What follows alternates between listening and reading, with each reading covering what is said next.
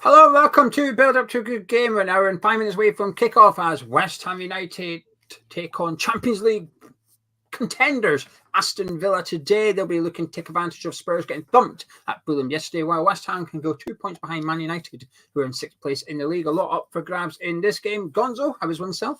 Not bad, thank you very much indeed. Yeah, a bit spiky, old Ange ball.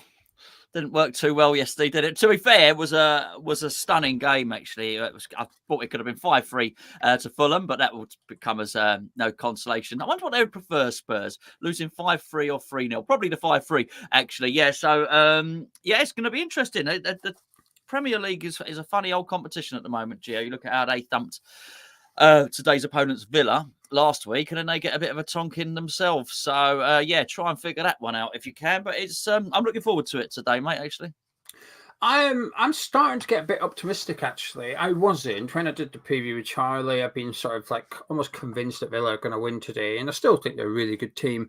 But my optimism has come from other people. There were some comments from subscribers on the preview, and actually I've got a good feeling about this one. There was one just now in the live chat said, I don't know why, but I've got a good feeling about this one, actually. Here we go. Josie said, don't know why, but I'm feeling quite optimistic. And there's quite a few people that's got a little bit of a vibe about it, actually. And then Tom Down, who's, I think it's fair to say, can be grumpy. He's off to the game today, and he texts me saying, we're not losing today. I think we're going to get a draw. I like it. He's getting me a little bit, I'm getting a little bit fruity myself, actually. So Head says we're getting beat. My gut feeling's now starting to think that we could get something out of the game. And I'll take a. Would you be happy with the point, by the way? No, I wouldn't actually, because I think we can win. Look, football's a fickle business, thank God. It's that sport. It can change your mood very quickly, which is, I guess, there's a downside to that, isn't there? But there's a flip side. If you'd have asked me, you probably did ask me a couple of weeks ago, in fact, if West Ham could beat Villa, I'm sure I would have, or did say no chance. It was, but I guess whilst I wasn't overly impressed with what happened against Burnley, I think that's helped. I think the way Antonio came on and made an impact. I think even though Danny Ings didn't feature in Europe, I think seeing him come on against Burnley and just David Moyes being forced to play almost every attacking player at his disposal created the blueprint. I think it forced the issue to get Paqueta off that left-hand side, where we know he combines well with Emerson. We know this, Geo, but got him into the middle, forced Antonio in the team with his lovely chest. With his lovely chest down to Ings.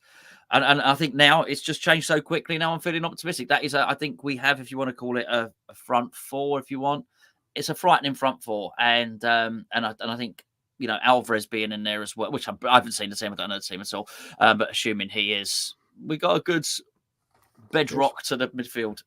2 changes. Think about what 2 changes. If everybody was fit and available, what 2 changes would you make to a team that played on Thursday? Tell me in a second. Talis thinks we are winning today. Duffers is off to the ground. He thinks we're winning 2-1 as well. Paul thinks we're going to win. He says the form from Thursday carries us in feeling good. Frank said you can't get Kudus out of his head. So anyway, right. Yes. What 2 changes would you make? Well, I'm presuming all this lot will know already, and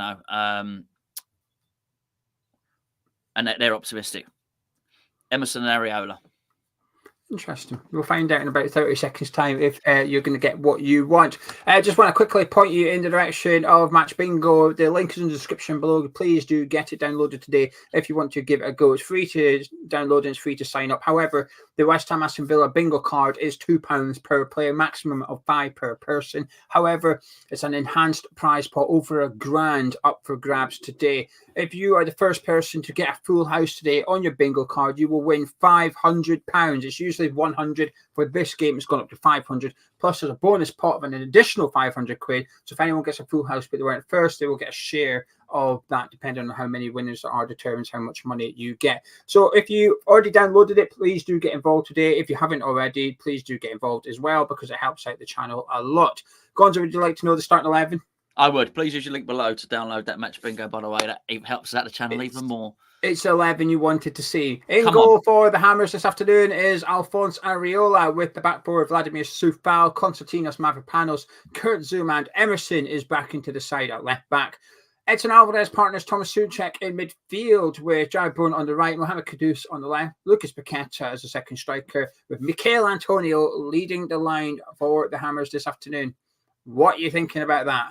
I think that might be our best team. If it ain't, then it's not far off of it, really. I think I'm pleased. It can't be easy, I've got to say. You know, David Moyes is a stubborn man, and it cannot be easy to drop the player that you wanted for quite a long time in Calvin Phillips, and to drop the player you probably coveted above all others, bearing in mind you started playing James Ward-Prowse. But he's also shown he's nothing if not a pragmatist. And the truth of the matter is those two players are not as good as the players you can see scrolling along the bottom of your screen now. And I like it. I think I agree with you. Aston Villa are a formidable team. They are an excellent team. But I ask for one thing, ask for more than one thing, but one thing I consistently ask for before games is have the opposition manager give him things to worry about. And there is no doubt about that. That Unai Emery is a brilliant manager, but he's going to look at that now and he's going to be thinking, we have to be careful. We can't double up on any one of that quartet there at the front. We're going to have to be really rigid, and we're going to have to keep an eye on things. Even if they wanted to attack, they're just going to have to be really, really careful. And don't get me wrong, there's a downside to that, which is we're probably, you know, they can get at us at the back. Zuma's not got any quicker in the last 2 weeks, that's for sure. So, you know, there are deficiencies to our team, make no mistake about it. But from an attacking point of view, for a home game, I think when a crowd, I've often said this about Moyes, give the crowd something to get behind. When the crowd read that team sheet out on their phone, they'll know it's coming. They'll have a beer. They'll get down to their seats. And then the announcer, as all the players walk out, the announcer will be announcing all the team, and people will be buzzing about that. And that starting lineup will make the stadium loud from the start. There is Ollie Watkins today. We'll do the Aston Villa team in a few minutes, but just to confirm, Ollie Watkins is starting for Villa, and Colin Wood is predicting 4-1. That is the man that predicted 5-0 on Thursday, with Paqueta scoring first as well. So there's a man that knows what he's predicting. And he won a prize. Yes, he won the signed Areola shirt, which is over there, but that's the one up for grabs today. I'm delighted with this team, actually. I've got a question mark over Kurt Zouma, right? Kurt Zouma's the one I've got a big question mark over. However, there is not an obvious alternative at the minute. Aguerd's got mistakes in him.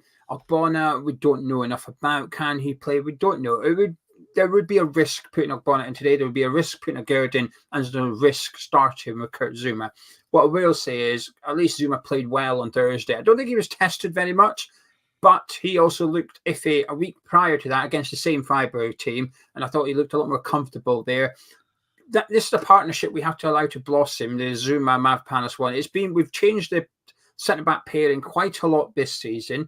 It doesn't help. It doesn't help anyone. Zouma's been playing on the right hand side all season. Now he's over to the left to accommodate Mavropanos.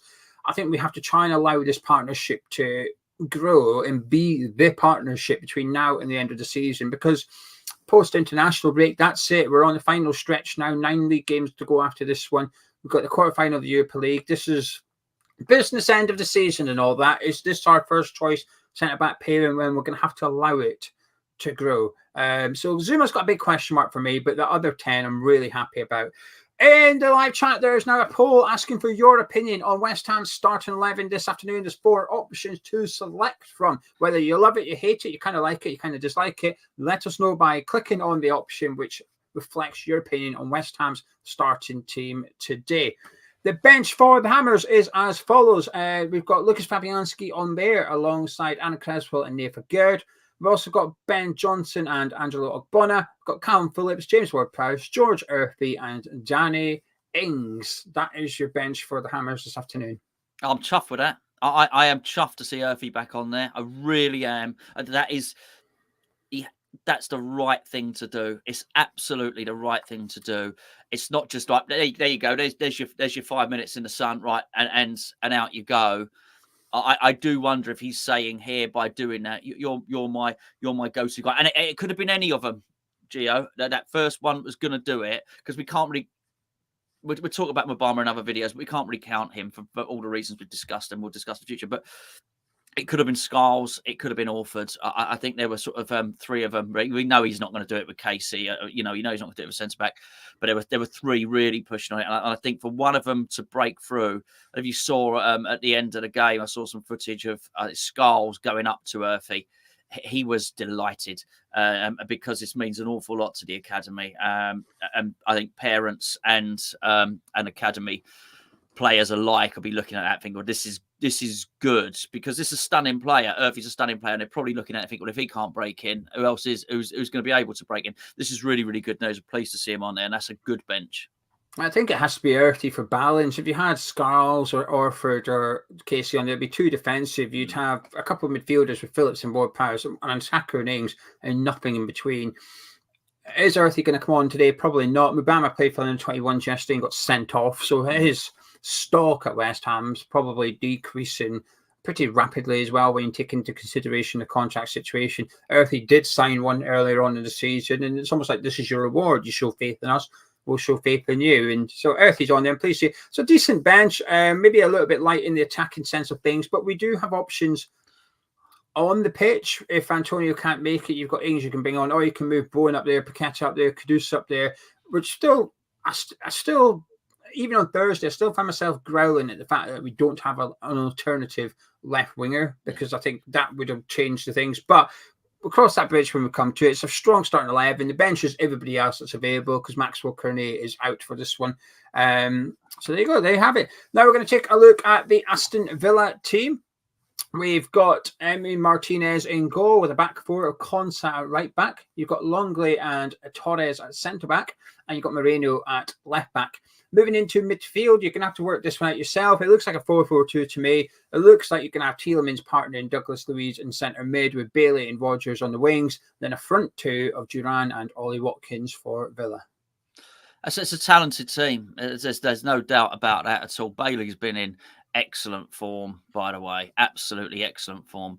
I always have liked Longley as a player, actually. I think he's a good player. Torres, very good. But, you know, I am looking at that and wondering if Antonio can get in and amongst him, actually. But, you know, we're scratching around. I mean, it is an excellent team, and Tielemans seems to have found his feet in there. Douglas Luiz, it's a very, very good team. Very, very good team. So I wonder if they do. So what you think he might play Watkins and Duran up front, and then, I mean, maybe we might be able to get some. Douglas Luiz is a hell of a player, but and so is Tielemans, you know. But they will bulk up when they haven't got the ball in midfield and pull people back. But possibly that might be an area where we might be able to get a little bit of something going against them.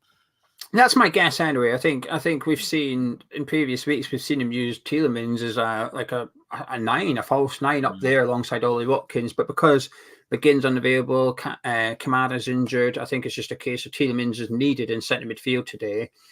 So it frees up a space. And I thought Duran looked really good on Thursday. Ollie Watkins went off injured in the first half. And when Duran came on, I thought he was excellent, actually. And he missed a couple of good chances, but his goal was a thunder of a strike, crashed off the underside of the bar. I love that. I said to the child, I love it when the ball hits the woodwork before it goes in. So it hit the underside of the bar, come down over the line and back out. But it was just hit with real strength and power, actually. So I'd imagine it'll be a front two, which means Zuma's going to be under pressure a little bit if it is. If Watkins decides he's going to stand beside Kurt Zuma all game and play on the shoulder of him, I think Zuma could be in for a long afternoon. But if a team does play two up front, it does mean that there's probably going to be space somewhere. You're probably going to have a possibility of dominating that midfield. Whether we do or not remains to be seen. But it's a good Villa team. Surprised he's gone with Longley next to Torres. Diego Carlos is on the bench, but he also went off injured on Thursday night. So maybe it's just a precaution one. But it means two left-footed centre-backs in there, which might give Antonio a little bit of an advantage.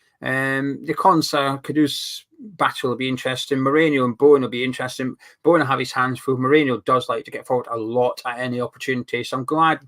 This is where I'm glad we've almost got a defensive winger to some extent, because I'm not concerned about that as I would be if it was someone else over on the right-hand side.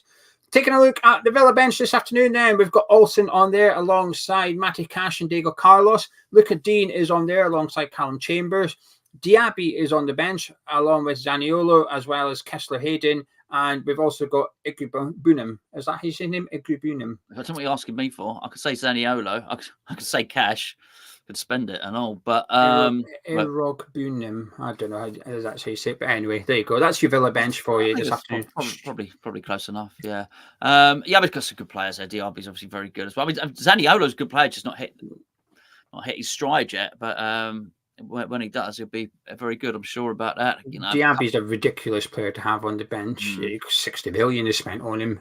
I think he's been a success. It's just Bailey's been so bloody good over on that side. It's made it difficult for him. Form, Bailey. Exceptional form, I got to say. But yeah, I mean, they have built a formidable squad there. There's no doubt about that. They've got a good manager. They've clearly got money to spend, and I think it looks like they've spent it. You know, money spends one thing. Man United have got money to spend, but they don't necessarily spend it well. You know, they're an impressive club. They're a formidable club, Villa. No doubt about it. It's not going to be easy today. Right, we're going to do a little bet giveaway. We missed out on Thursday by one Lucas Paqueta foul. Since when does he not do enough fouls in a game, Lucas Paqueta? Had he done a foul, we'd have won 100 quid, but he got taken off, so that ruined the bet a little bit. We're going to do a bet giveaway in a second, and we'll be taking comments from the live chat. But first, just want to say thank you to JJ for the $5. JJ says, I wondered on your thoughts on putting Edson Alvarez as a centre-back when the other centre-backs are in bad form or doubtful. Greetings from Mexico. I love the content. Thank you. Well, greetings from the UK, mate, and thank you for that. But I mean, yes, I guess if you are from Mexico, you'd have certainly seen him play at centre back more than we have. For us, I might speak for myself here. He is our best midfielder, and I don't want to see him moved out of the midfield. As good as I'm sure he's a formidable centre back, but he's our best midfielder, so we need it. We're terrible when he doesn't play in midfield. So, yeah, that's my thoughts. If Phillips was good, then yeah, but he's not. Phillips isn't good. We've already got an issue with the first leg of the Europa League to deal with without doing it in the Premier League as well. I think maybe if we move to a back three for a game, then maybe have Alvarez in there because he does drop between the centre backs to pick up possession quite a lot as well. But I don't want to change the back three. I like the formation we've got today. I like the makeup, and I actually think him and Souček are forming quite a good little partnership in midfield. Actually, one that's got a good understanding.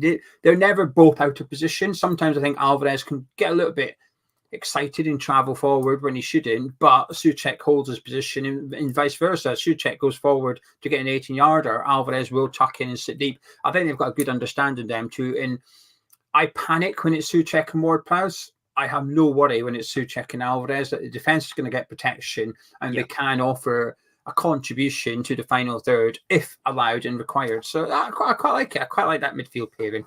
Right, Gonzo, what are you fancying for the bet today? Well, I do think, funny enough, you mentioned Souček. I think Souček will play a predominantly defensive role. Yeah. I would have to say, I expect when we look at the stats in the player ratings tomorrow, we will probably be looking and seeing lots of headers and clearances and stuff like that for him. So for that reason, I'm going to drop my penchant for choosing him to score a goal. Maybe an Antonio goal, possibly, to get back on the scoring run. I'm happy with that. Odds should be good. Odds are good. Anything else you fancy? I do wonder if Alvarez will get a card. He can't get to help himself really. But that would mean he misses Tottenham. I've got it right. Correct. He'll miss both. He misses 2 games. Oh yeah. I mean, he can't go the whole. Is there a cut-off point? He can't go the whole rest of the season without. After. Is it 30? I think it's 30 games. After 30 games, it moves up to 15. I think. Don't quote me on that. I could be wrong. Okay. Yeah, but there's another one. Yeah, I've got a feeling. I do have a feeling there, but I might be wrong. I also want someone to win some money. It'd be nice. So what are you saying then? I told you. I'm saying Antonio to score. Your turn. Over to you. Is that all you're saying? All you're giving me? All the moment. Well, West Ham win. Do you fancy us winning? I do fancy us winning. Yeah, I don't know why. I can't compliment Aston Villa any more than I have. Brilliant club, brilliant manager, brilliant players. I think they'll score a goal. Yeah. Right then. Won't have 2 shots. I'm not backing Watkins to have shots because I'm worried about his. In case he's not 100%, he might end up getting hooked. Yeah. But I do fancy backing Leon Bailey. That'll do. What's that? Geez, these odds are tight. What's going on here? We'll do it. We'll just round up to £100. Right, £100 cash if this bet wins. It's not that. I feel it's a bit tight actually, but it's £100 What is cash. it? How much? Yeah, go on. West Ham to win the game, Antonio to score a goal, Villa to score a goal, and then Bailey and Bowen both have 2 shots each. Oh, it's quite a lot, but it is, isn't it? Okay. Are you happy with that? Yeah, I think so. Yeah, I think so. Yeah, We're gonna have to go with it now. Right, there you go. That's the bet. Then West Ham to win, Antonio to score, Villa to score a goal, Bowen and Bailey both to have 2 shots. You don't have to hit the target. If that bet wins, we'll give one of you guys £100 cash. In order to enter in the live chat, please put the following phrase. A nice glass of Baileys. Nice glass of Baileys. I do like a glass of Baileys, actually. Many do. Yeah, baby Guinness as well. I love a baby Guinness. I know you do, yeah. Yeah, I love a baby Guinness. Top stuff. Right, wait for the person to put it in the live chat. Probably someone has already put it in.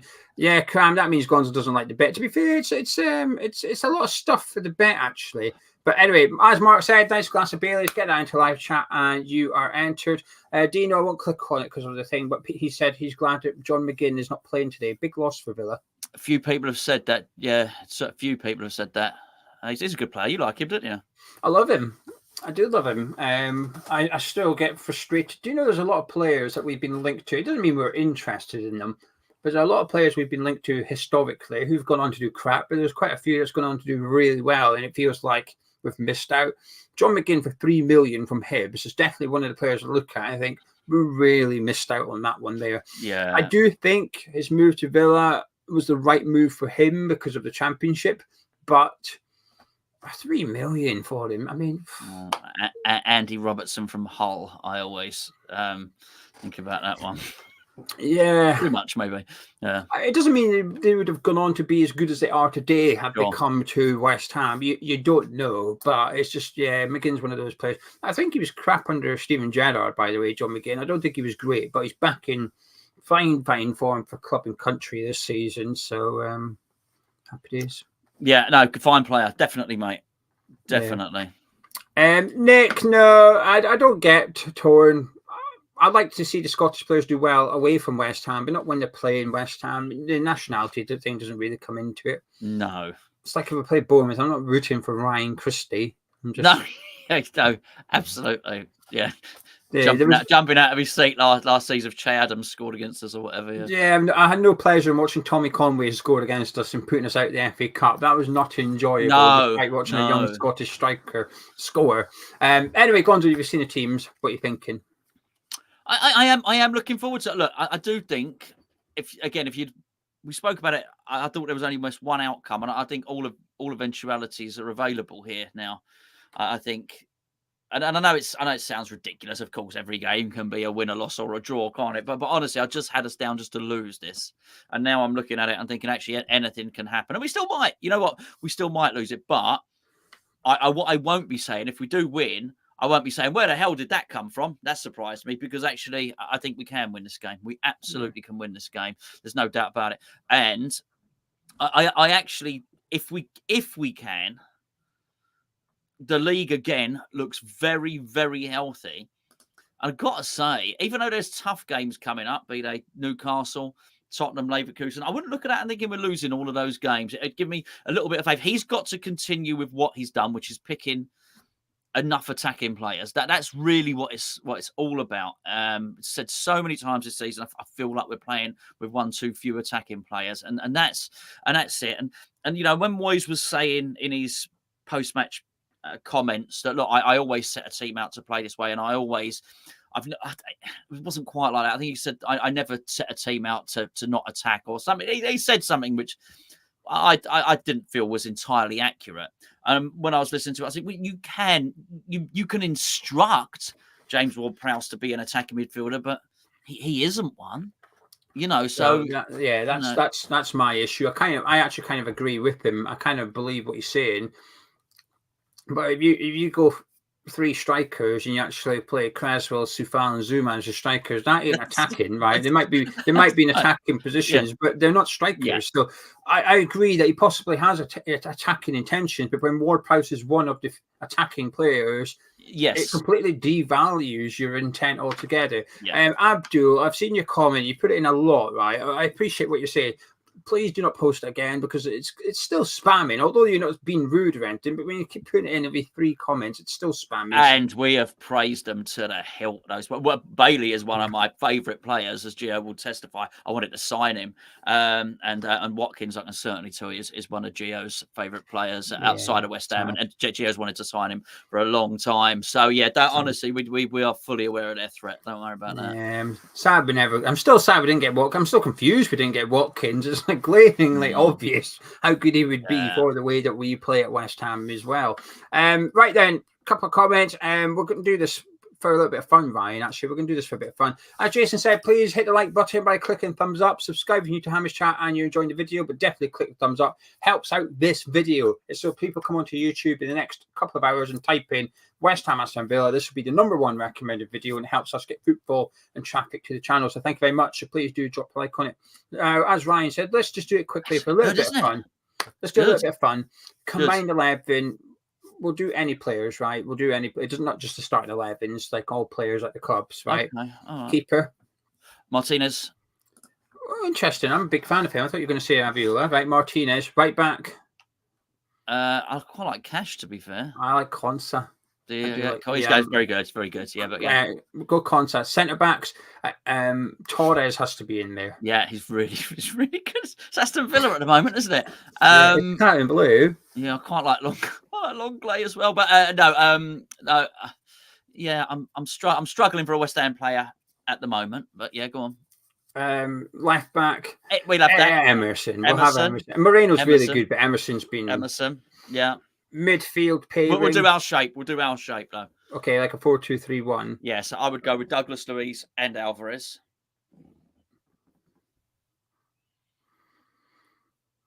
What about my John McGinn?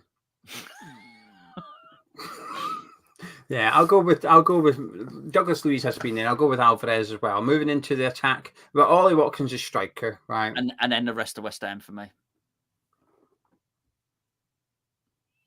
So Bowen, Paqueta, and Kudus. Yeah, with Ollie Watkins up there. Yeah.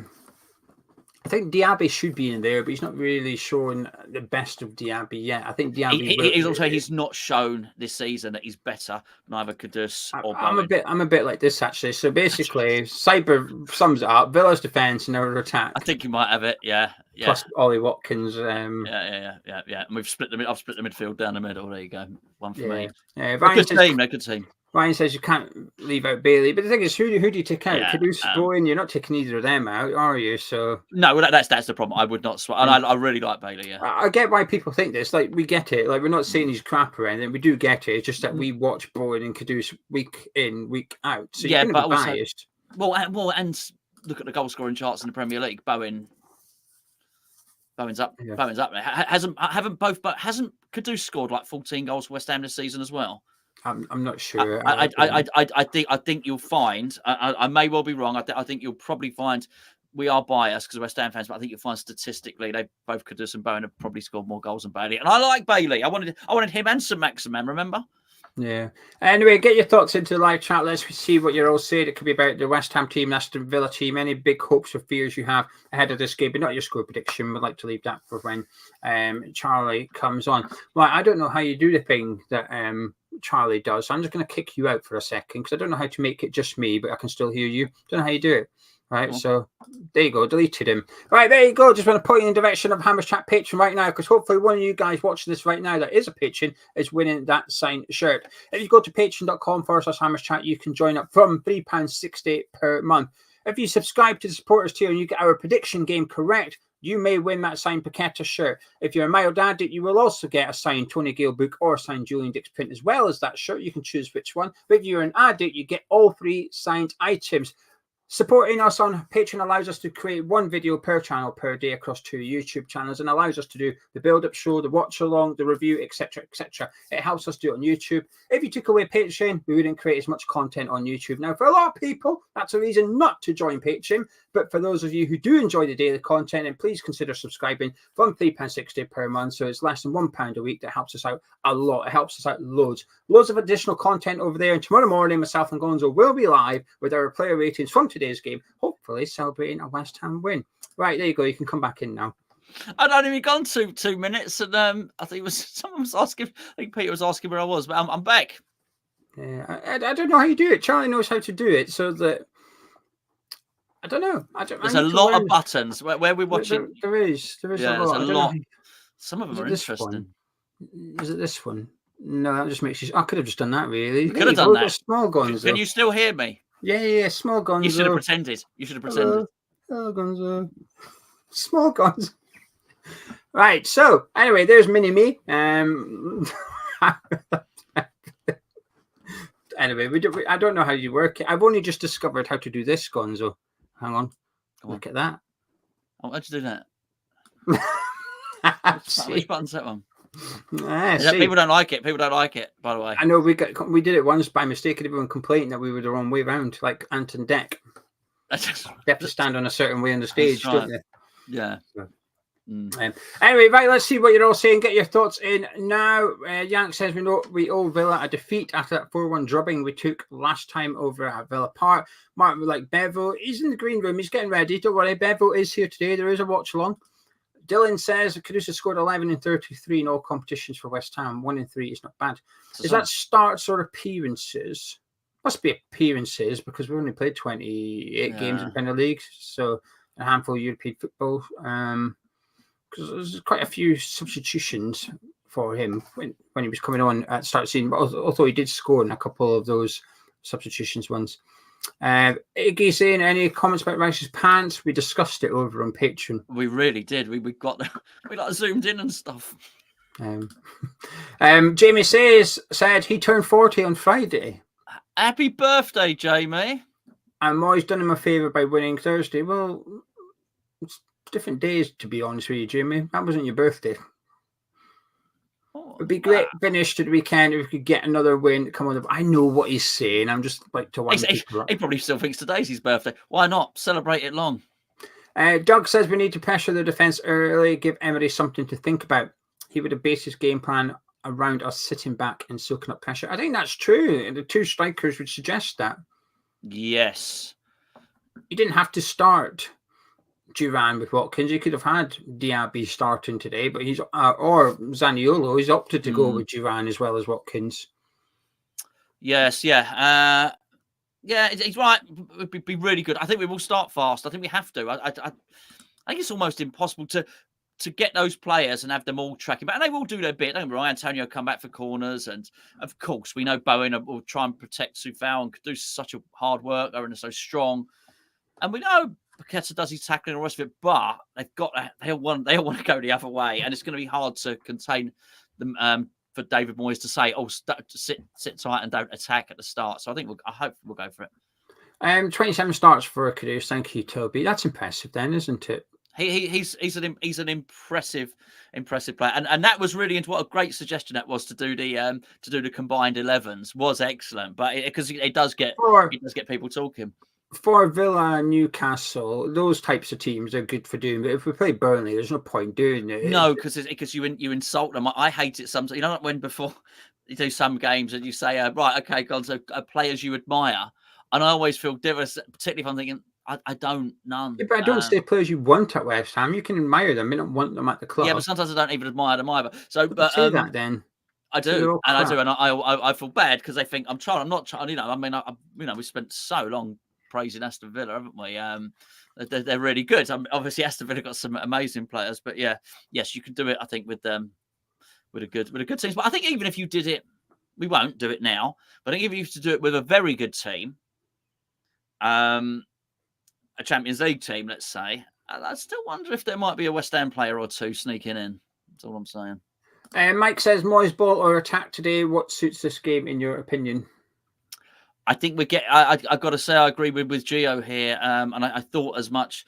I think we're playing Moyes ball anyway. I think that's what we're playing. We just have an additional attacking player in there. It's just I've hated it. I've been going on about it for 2 or 3 weeks now. This defensive attacking midfield position. That's what it becomes when you play Ward-Prowse there. I think he becomes a defensive holding winger when he goes on the left, and I think that's all. We just got attack. He's put an attacking player in there, and that's all. That's all that's happened. We've got an attacking player in the number 10 and someone that's going to attack off the left wing.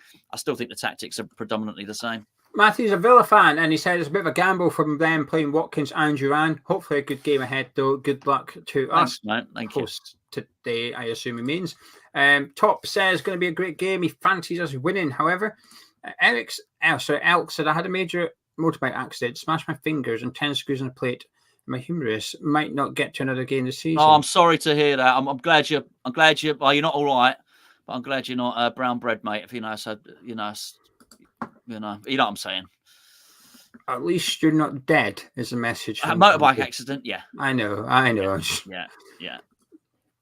Dylan says Moyes ball is what we play, and to be fair, I think 3 seasons ago, not a single West Ham player would have made a Champions League team. Declan Rice, I get it. The teams, we've got a lot better individual players now. Yeah. Right then, let's see what we're all saying. Phil says Martinez is a fine keeper, but Ariel is a top-ranked goalkeeper in the Premier League. Cosmos says best team we could play, and James Ward-Prowse in reserve. Bacon says nice lineup. I think we're much stronger with this front 3 and Paqueta in midfield. 100%. John says to win, we need a combination of these players and attacking instructions. Ralph says when Antonio comes back to defend, which he does often, we have no release, way too slow. No out ball from a corner. If we were in possession from a corner, I hate it. Jeff says, hope to see this lineup at all home games from now on, if full squad is available. Savas is asking what I think of the new Scotland top. He thinks they're pish. I agree, they are pish. Oh, I'm saying them. Bring out the anniversary shirt for the Euros. We don't need this new kit for it. It's got a bit of tartan on it. I always like the Scotland had a little faint bit of tartan on it. I thought that's the right thing. It's got like different squares of like different navy. I don't know. I just think simple. Just keep it simple. Not just Scotland. Just most clubs.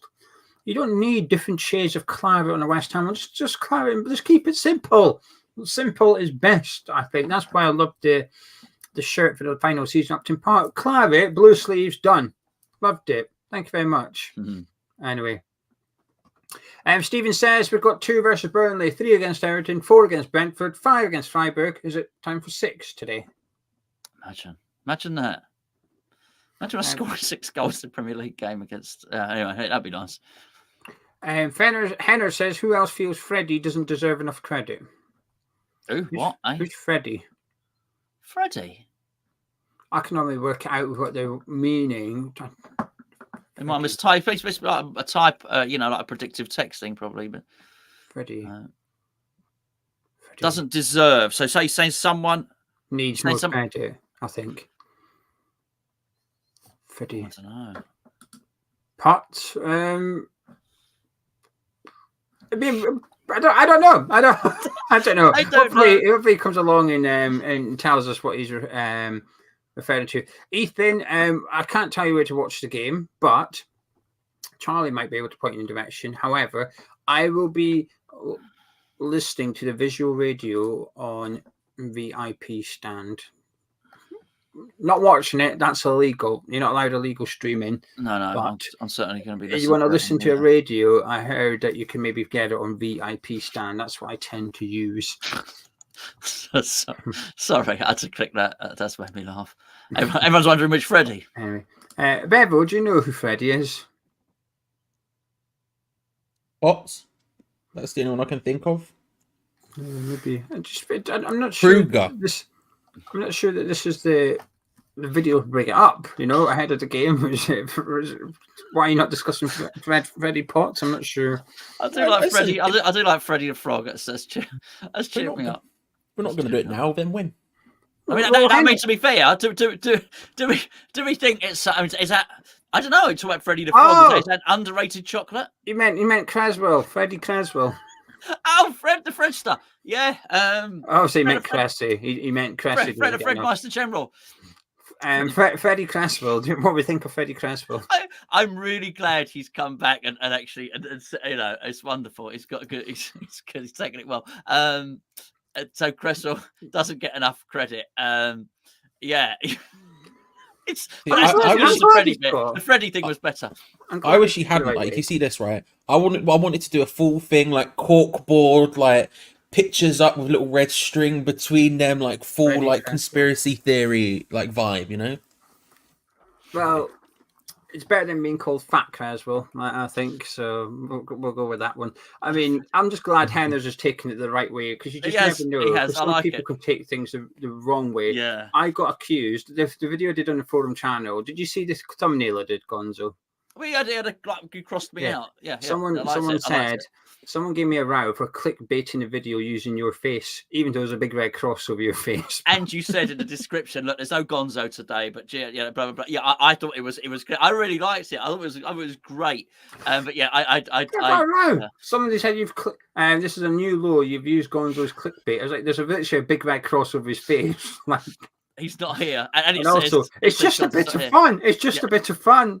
Yeah. I really appreciate it when it pops up on my phone, because obviously I wasn't able to do it, and Geo helped me out massively by doing it, and it popped up on my phone. I saw my face crossed out. It was brilliant. That's why I messaged you. I thought it was fantastic. Basically, what people don't know, right, is Charlie does my thumbnails, Gonzo does his own phone channel, Charlie does mine on the main channel, because I cannot do thumbnails. I don't like it. I've got no patience for it, right? And you can tell when I do it quickly because it's crap. Then Charlie will come on and put a better one up. So I said, Charlie, I need to do a thumbnail for tomorrow. And Charlie said, I've got like a template I'll send you. So all you have to do is change the images. So I said, okay. So he sent me the template with Gonzo's face on it. So I thought, how do I put like Bayer Leverkusen and bring them on as like a nice visual thumbnail? I thought, do you know what? I'm just going to put a red cross over Gonzo's face, and that'll do. So there you go. Anyway, Liam put in a nice comment. Let me go find it. Fredwell, Adam Fredwell. Are we taking that one? Oh, I like Freddie Cresswell, Adam Fredwell. What we're going for? I don't think I'm going to call him Aaron ever again. It's like Charlie's now Bevo. I'm just going with Freddie. I like it. I think it's happened to everyone. Freddie Cresswell. I like Henna's. I like it. I definitely like it. Dylan, I cannot do Photoshop. It's not that I don't know how to do it. I just don't have the patience to learn it. I find it incredibly boring. I just do not like it at all. I just can't do it. Big Fred cross on Gonzo's face. It's Fred is going to take over. I like it. It was like the moisturizer. I think it's just taken over. Good. He ordered a Fred roll for his shirt. Oh shit! I might get Kate Middleton to teach me Photoshop. Actually, look, I've been out the loop all week. Can anyone just very quickly explain to me? I understand that the Royals put out a picture and it was photoshopped. Yes. She supposedly put out a picture. It was on her. Can I just ask, what is the problem with that? Because without being funny, okay, Gonzo, let's say one of the kids was picking their nose. I'm going to interject already. It's not touching it up and making it look better. Her face was transported in from another photo. Basically, it's not Kate Middleton they photoshopped, and there's so many errors with it. Like the skirts, the fingers are blurry. The zip just stops halfway down her jacket. Yeah. George's elbow starts here, like halfway up his arm. Like, okay. All I'm saying is, if I'd taken a family picture, one of the kids was picking their nose. That's the problem. They don't think it's a family picture. Oh. It's been put together. They weren't even there. So this is the thing. This is the thing, Gonzo. You know what it's like. We don't know, but it's the absence of knowledge that allows everyone to just go absolutely insane. So it could be, for example, like there was this idea, right, that they had photoshopped to pick her. She was on a cover of Vogue one month, I don't know, and they said they had taken the picture of her from Vogue and then put that over her face or some woman's face or whatever in this picture. Thing is, and this is the thing, this is the absence of information.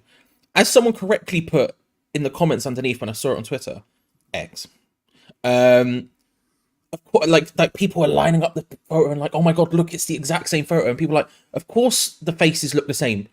It's the same woman. So of course they look the same, but it's that absence of information. And then they took it down, and then they were like, "Oh, sorry, I like doing the Photoshop. I like, I think it was she whoever runs her Twitter account, was like, "Oh, I like all amateur photographers are like touching up my photos or whatever," and then so that just let everyone else run wild again, and so it's just got into an absolute madhouse. They just said, you know what, we tried to do one earlier. The kids were picking their nose. By the time we didn't have time to go back out on a patio and take another, was Prince Freddie in the picture? I don't recognise the kids. The thing is, nobody's seen her for like nearly 3 months now, and nobody's still not. So after doing this, you think, oh, they're on to us. You're going to have to make a public appearance, so everyone shuts up. There's still been no public appearance. Do they think she's been murdered? Because there's always conspiracy. I think you're now getting into the realms of dangerous territory here. But right. There's curiosity as to where she is or where she's been or what she's doing. She's just disappeared from public eye for 3 months now. She put up this picture on Mother's Day to almost try and calm down the rumours, and it's just made it worse. And it was a fake picture. Okay, right. So she put a fake picture to quell the rumours about a murder and Prince Freddie. And you know what it's like? I mean, with the Royals, it's crazy, right? Like, it doesn't matter. You turn on the news at any one moment, there's that guy, Nicholas Witchell, stood outside the palace, no matter what's going on, being like, oh, today they went and did this thing and that thing. And it's like, bro, most of the time they've just went somewhere and met someone and we have to hear about it or whatever. So the fact that she's just gone completely MIA out of nowhere is very noticeable. He's underrated, Nicholas Witchell. I'll tell you what, fair play to the guy. Whether he likes doing it or not, I don't know. But Freddie what Witchell, a racket he's got. Yeah, exactly. What a racket he's got going on. Doesn't matter what they do. They fly over to New Zealand, for example. He gets to go, doesn't he? He doesn't have to do the report from New Zealand. All they do is get off the plane, they walk down, they shake some hands, they go to do a dinner, and then they come back or whatever. He gets to go. Just has to do 5 minutes to camera while they're walking down, shaking people's hands. Got a free trip to New Zealand. You want the gig? Listen, I'll be honest with you. Now to a role correspondent, Bevo, outside Buckingham Palace. Honestly, I'll be honest with you, right? I'm not a royal person, but if they give me that gig, I'll become one real quick. You're doing yourself a disservice there. To be real fair, quick, Charlie. Well, you got a regal air about you. potentially, yeah. I'll be the royal photographer, the royal. You could have done a much better job than this photo. Even I could have done it. And you've seen my skills yesterday. Hey, I hooked one person in. That would have been better with a cross. Imagine that. Imagine if you had done the royal photo and you'd have put a cross over Middleton's face. They would have said, "Oh, Geo, clickbait." It's not her. She's not here. Anyway, right, let's turn it back to the football for the next few minutes before myself and Gonzo ditch Bevo. He's here with you for the watch along. I'll join him back at halftime. But Gonzo, what's your score prediction? For context, I said on the preview, I said a 2-0 Villa win. And Charlie, I believe you went down the middle, didn't you? I think you said you went for 2-1 West Ham in the end, but I think you were more edging towards a draw. Yeah, that's fair. Yeah, I think it was Freddie talk has got me. Freddie Cresswell talk has got me excited. So I'm going to go with 3-2 West Ham. Love that. I'd be happy with a draw. By the way, I'm expecting nothing today. I think we will lose. Even though I'm happy with the lineup, I've still got a massive question mark over Kurt Zouma. And the fact they've gone 2 up top makes me even more nervous. We speak about Emery and how detailed he is. I'd imagine it doesn't take much to identify that our centre-backs are shaky.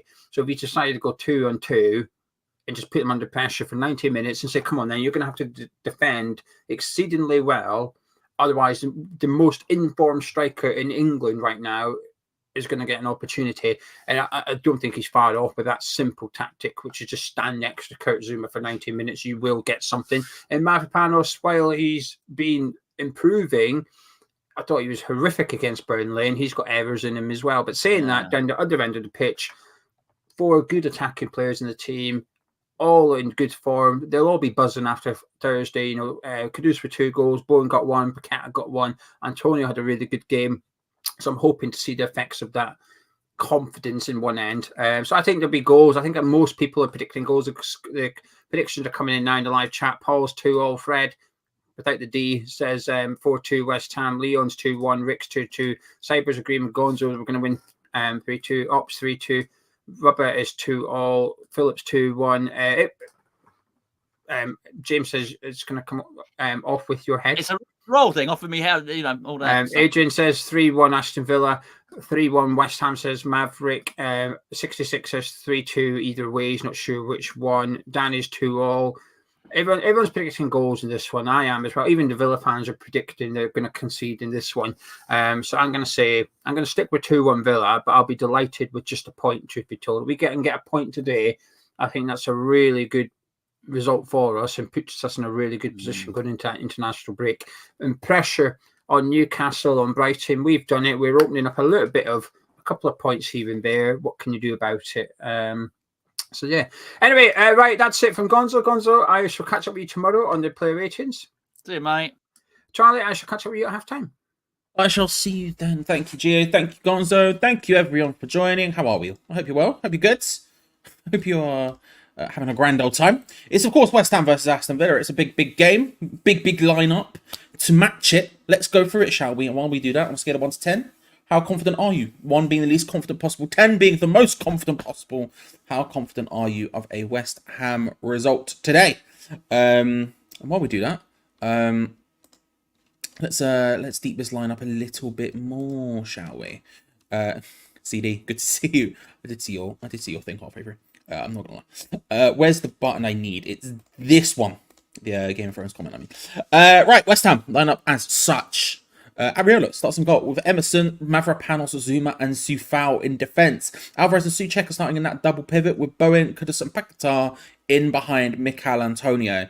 Again, no real questions to answer with this one. It's pretty straightforward, isn't it? I mean, realistically, is Kudus starting on the left? Is Paquetá starting on the left? Is Antonio starting on the left? That's really the only question, and even then, it wouldn't surprise me to see them all rotating for at different moments if something's not working or whatever.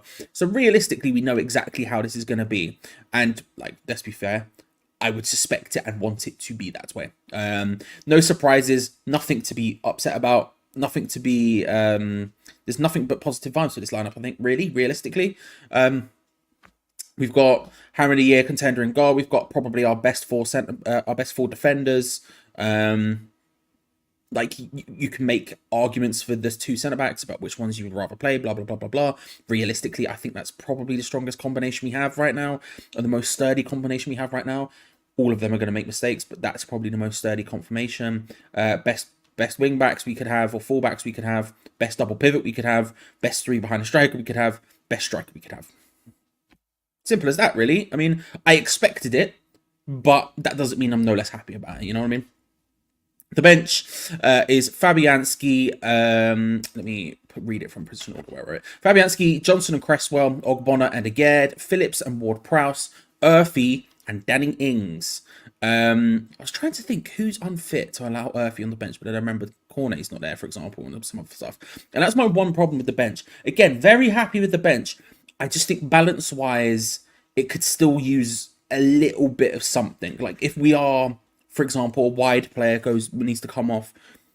We would need to rejig the team around, move some things around, and wouldn't be able to do any sort of straight swaps or whatever. But we did see when he came on the right wing. So potentially that's what would happen if we needed someone to come on the wing. It would probably end up being George Earthy. Well, having said that, knowing David Moyes, it'd be more price before that. But I'm incredibly happy to see him making the bench. And again, it's as happy as I'm going to be with a bench realistically, right? There's nothing really to be sad about with it, if we're being perfectly honest. Right, let's scroll. Dylan is giving a 7.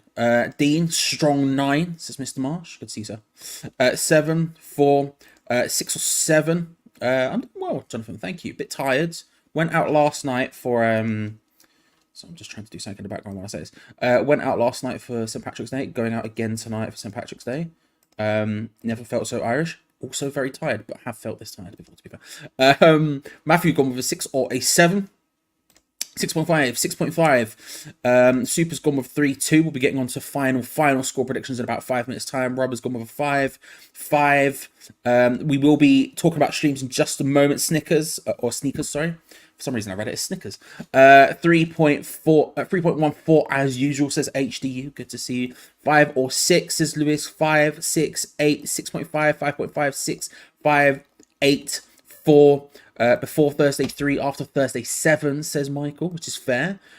Bill's gone with a 6. Leon's gone with a 7. 4. Swindon is gone with 7. Hope Italy is treating you well. 88 So 10 is strong. It's strong. Have I got the baby oils ready? I think there's baby oils. I'm not sure. I didn't check. I did not check. We'll have to. I think they are. I think they're there. If it gets voted in, I'll have to go check, or I'll check at halftime or something. Mike's go with a 6, a nice round 37.6. There's OP Beasts. 7. It's interesting. It's probably slightly more confidence than I thought there would be. Like, in reality, I think it's probably tentative. Maybe a tentative 6 as the average, potentially. I'm not sure. It's always a scary moment, Woodsy, but there's just no real other options, if we're being honest about it, unfortunately. The famous forward squat. Love that, Jeff. Love that. I'm very here for it. Very here for it. Yeah, I don't know. I think it's probably tentative, but I agree. I think there is a level of, like, it's the right lineup. It's the strong lineup. It's the one we need, you know. Spud saying here, solid lineup, you know. Daniel's at an 80%. Love that. Love that. I agree. We'll probably see some rotation. It's just where they start, but I agree. I agree with you. I agree with you. Freddie will come on and score. Listen, why not? Why not? Okay. No, it Black Star for life. Let's go. Let's have a look at the Villa team. Villa lining up as such. Martinez starts in goal. With Concert, Longley, Pau Torres and Moreno in defence. Some kind of midfield, including Tielemans, Douglas Luiz, Rogers. You're talking maybe Bailey in there, Watkins and Duran up front. We're not really sure how that bit's going to go specifically. It could be a 4-4-2. It could be a 4-3-3. It could be a 4-3-1-2. There's lots of different ways I guess it could line up, and I don't know which way it is, but those are the 11th from the pitch. Look, they're a very good team, Aston Villa, for a reason. They've spent a lot of money and they get what they get out of it, you know. When you buy Ollie Watkins, he's very expensive, and guess what? He's one of the best players you're going to get. He's an incredible striker. He's doing so well this season. Love Douglas Luiz. I think he's absolutely brilliant. Tielemans is someone who on his day can be unreal. Bailey, again, spent a lot of money on, but for a reason, he's very, very good. Moreno, I think, is underrated. I understand, like, between him and Digne, you're sort of battling back and forth, but I think Moreno's going to be the long-term guy, and he's very, very good. Pau Torres is unreal. Concert is, I think, really good. Longley is decent. Martinez is an incredible goalkeeper. So, look, it's a strong team. It's a very strong team, and it's going to be a difficult one to break down. It's not going to be easy in any way, shape, or form. And I suspect they'll be playing. I would expect them to play very, very similarly to how Mikel Arteta set up Arsenal when we faced them. A team who are, you know, not exactly scared to go forward, but certainly have a strong defensive element to their game. Get back quick, get back strongly in a good defensive shape, because that's the best way to beat us, is to stop us from doing anything in that final third. Just be solid, be containing, and then break against us. And I sort of suspect that's what they're going to do today. And if this is a 4-4-2, that kind of backs up that idea. Which makes it basically who can attack the quickest, because that's kind of what it's going to come down to. And I would suspect it would be them. But it's difficult. It's a strong side. We'll have to see how it ends up lining up directly on the pitch. Their subs bench is Olsen with Cash and Digne. Diego Carlos does make the bench alongside Callum Chambers. Cesar Hayden, which is a vibey name. Zaniolo, which is insane that he's just sat on Villa's bench to me. Alongside Diaby, which is also insane. And then Irogabunam, which I don't know how to pronounce, and I don't know anything about, if I'm being honest, but that's where we're at. Those are the two lineups. If you are looking for a way to watch the game, because of course it isn't being shown legally in the UK today, which is why I'm in North Idaho, in the holiday home of this man. You know, big up in North Idaho, massive. I'll be watching, of course, on the NIITS. But if you're looking for a way to watch the game, there are different ways you can do it. If you scroll down into the description below, there's a bit there called Join Our Discord. Lovely Hammers Chat West Ham community. All fans of all clubs welcome, but more importantly, on the left-hand side, there's a bit there called Stream Links, in which you will find what you're looking for. Shout out to Mulchmite, by the way. I need to put a thing on that that says, like, subscribe to Mulchmite or something. What a guy making that. I've got so much use out of it. It's insane. It's absolutely insane. This is the thing, Saga. This is the thing. I feel like, as scary as that Villa side is, and playing Villa in general is, and as much as we aren't quite informed, like I was saying on the preview, we're not quite in form yet. I won't class us as in form. There's sprouts of form happening, but we haven't got the consistency of form. With Kudus, with the others around him, I have 100% confidence that we can get something out of this game. Like Legends is saying here, Kudus scoring a brace. You saw it here first. I 100% think it's possible. You know what I mean? I genuinely believe that. I think it's one of those things where I back us against any team, really. When we're playing our strongest 11, I genuinely back us against any team. It just happens to be like the stuff that makes it happen. It's the intangibles of football. There's so many different reasons. Some of them more tangible than others, for example, like tactics. But I do think we could go up against any team, really, and make it happen. It's going to be big today. It's going to be a struggle today. Although there's not that many matches on, so maybe, I don't know. So yeah, I think we genuinely could. And I think they'll be worried. If they're not going to be, then they won't be sitting there thinking this is easy just because they're a really good team with a good manager and it's gone really well for them this season and they're sitting in their thing, blah blah blah blah blah. There is a lot of pressure on Aston Villa today, a lot of pressure. And if you were a Villa fan, you would probably have been hoping that this four wouldn't play together for at least a couple more games. But it's coming at the exact right time for us, and that's going to give them something to think about. And if it does end up being some sort of 4-4-2-ish type shape, you can kind of see why they would do it. Because realistically, we have a really strong chance with Bowen, with Kudus, with Paquetá, with Antonio. We have a really strong chance of at least scoring. And as Michael Owen said, when they don't score, they hardly ever win. So in that sense, yeah, I agree, Mark. I agree. I mean, that's the obvious problem here. But realistically, it doesn't matter who we play. It's always going to be a concern. I think that's the thing. It's something that we're going to have to sort out, and it's been a sort of a continuous. I am live for the entire match. It's one of those continuous problems, right? It's non-stop problems in the defense. And we've sort of tried to spend a lot of money on it over the last couple of years, and a lot of that hasn't worked out. We signed a Gerd who should have been brilliant, but that one didn't end up working out. We signed Zuma, who should have been a brilliant defender. He's broken. We should have, it's been a constant sort of case of rearrangement and trying to figure these things out, and it's never quite come together, just because each of them have individual issues, that some of which we could have predicted, some of which we couldn't have predicted, and it's going to be one of those things that we're probably going to have to continuously work on. But I feel like Mavropanos is the guy to build around. I'm looking at that side right now on my opposite screen, and Mavropanos I think is the guy to build the defense around. From centre back perspective, you need to find the right partner for him, because although he has a huge mistake in him, I do think realistically he's the most reliable out of all of them. He's not broken like Zuma. He's more reliable than Aged. He gives you most of the stuff Aged gives you. He doesn't quite have that insane long passing accuracy that Aged has, but he can play him and he can bring the ball out from defence and all that stuff. Find someone to partner Mavropanos, and I think that defence looks a lot stronger. But when you have the captain stood in the middle of Kurt Zuma, who is a broken man, it's very difficult. It's very, very difficult. My mentor, Mr. Pardew, says, I think Moyes got it right for once. If they play a 4-4-2, we should be able to overrun them a lot, because they'd go 1v1 everywhere with Antonio up top. It should be interesting.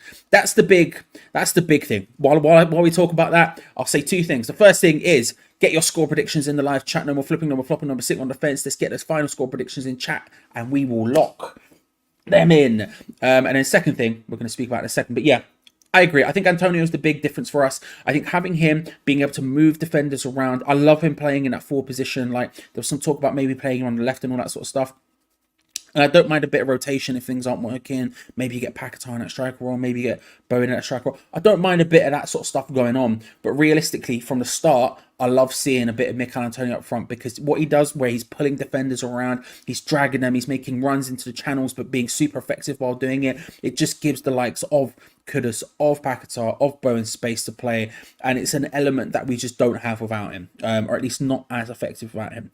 And that's something I'm really excited to see him back, and I'm happy he seems to come back and actually hit form. I mean, Jesus Christ, his performance the other day, incredible. Just before we start, remember, Match Bingo, ladies and gentlemen, is our sponsor. The link is in the description below. Please do use that link because it helps us out massively. It is a bingo app, essentially, for football. It's betting. You put £10 and you get one of the things. They do limit the amount you do, so you can't spend too much money on it. So unlike usual betting, although rules still apply, so 18 plus and all of that good stuff.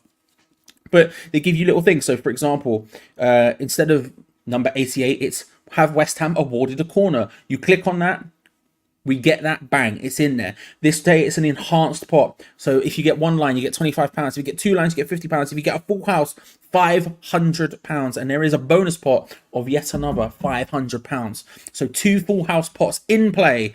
It's big and it's available at Match Bingo. Link in the description below. Thank you very much if you've done it. And congratulations. I think Geo said 10 people so far have won money from Hammer's chat. I'm not sure. I'm not sure what the exact number is, but it's crazy that it's happening. Kickoff will be happening in just a second's time. However, I'm slightly behind because of, live North Idaho on YouTube and all that sort of stuff. But there will be a timer in the top corner, which will say exactly how far behind I am. West Ham versus Aston Villa in the Premier League. A big match. For both teams, if we're being honest about it. Not just us, but for them as well. A scary prospect, a fun prospect, and if we win, an enormous win. A lot of pressure on them today, not as much on us externally, even if there will be quite a lot internally. I'm really looking forward to it. I can't lie, I'm genuinely really looking forward to it. I might eat my words 5 minutes in when we're 4-0 down, but for now, I'm really looking forward to it. Let's see. Let's just turn on the North Idaho TV network and see what we can find. And as per usual, Dean, if you do find anything, let's try that. Where are we at? So 2-2 might be 4-2, says Jeff. MC Kelsey going over 3-1 to Aston Villa.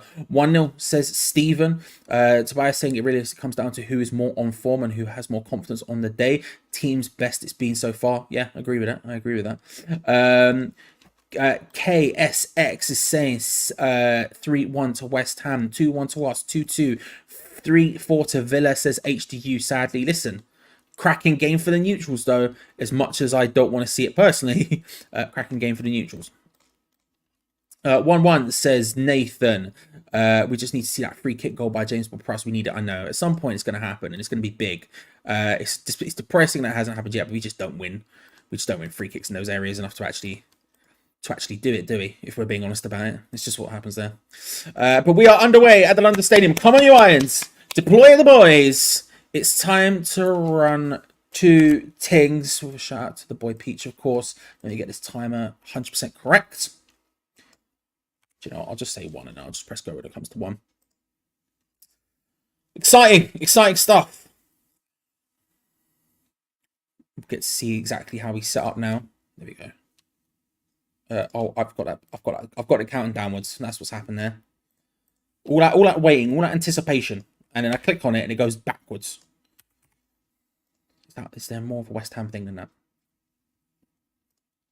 There we go. Have a look at some of these other score predictions as West Ham pass it round the back. John says 2-2. Lee says 2-1 West Ham win. Tobias saying 2-1 win. Oh, TD. Stu, be still my beating heart. What a man. Big up Charlie, our friend. Can't stop Lee's play today. Good luck in your games today. 2-1 Hammers. Come on, you. Stu, thank you very much for stopping by. If you haven't already subscribed to the Table Team, what you're doing, he's a lovely man. He does lead stuff, so if you want to keep up with the championship, it's a beautiful way to do it. But does do West Ham stuff as well. Has other West Ham fans on the channel from time to time who are nice people. People in the chat, like, for example, CD Kieran gets on there. Stu is a great dude. 100% subscribe to Stu. Wonderful guy. Hope you're well, bro. Hope you're well, big man. Hope you and the family are all good. Nodded towards Jared Bowen. Hits it. Save. Oh, my God. Incredibly close early opportunity for Jared Bowen. He ends up being offside, but flipping heck, that was close. Long throw into the area from Vladimir Soufal. Gets launched in. Bounces around a bit headers-wise. Yeah, Jared Bowen was offside, but I don't know who that was. It was Thomas Souček who nods it somehow over the top of everyone, perfectly into the path of Bowen, who volleys it, and Emi Martinez was matching to it, and it would have ended up being offside, but close.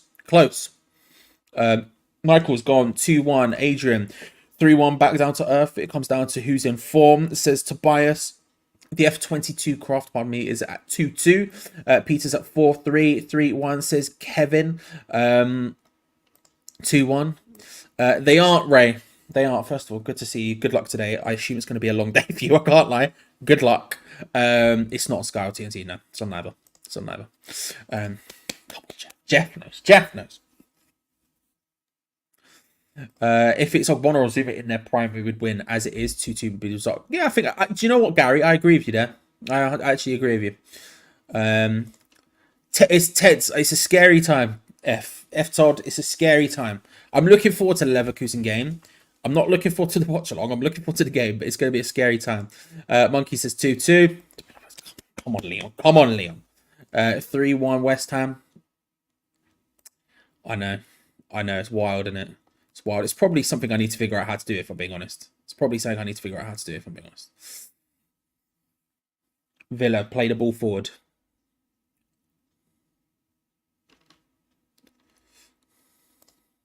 Thank you, sir. Thank you.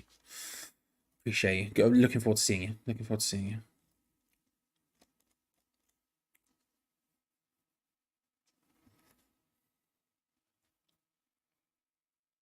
Torres passing around at the back to Emi Martinez. Paquetá getting involved with the press. Got everyone else closing him down nicely. I tell you what, Village managed to work. Ooh, it looked like they managed to work their way out of it, but we've got straight back in again. That's really nice pressing. Really nice work from us there. Just closing them down nicely, winning the ball back in a decent position. Kudus on the ball, who is wide on the left-hand side. Paquetá in the middle. He finds him. Paquetá just tried to first time play it through towards Kudus under a bit of pressure. Can't quite make it happen. Rogers dinks it on. Looking for Duran. Then laid back. Yeah, nice pressing there. That's one of the things we're getting better at, and now we've got the big boys and we're getting good at, and can be very effective for us today. But we're going to have to be careful when they do get forward into these sort of positions. Just outside the area, Aston Villa, nice ball in. Tried to then cross the ball, couldn't quite make it work, and it's easily cleared away. I tell you what, Thomas Tuchel's pass there to Mikel Antonio is pretty accurate. He goes physically into the defender, bounces down, and Aston Villa come away with the ball. But love that. 3-0, 2-2, says Steve. 3-1, says M Day to Aston Villa. Confused is saying 4-0. Well, welcome, Confused. For your sake, I hope your season goes well. Good luck today. For my sake, I hope you're wrong. But listen, I hope you're well. You're welcome. You're welcome here anytime, my friend.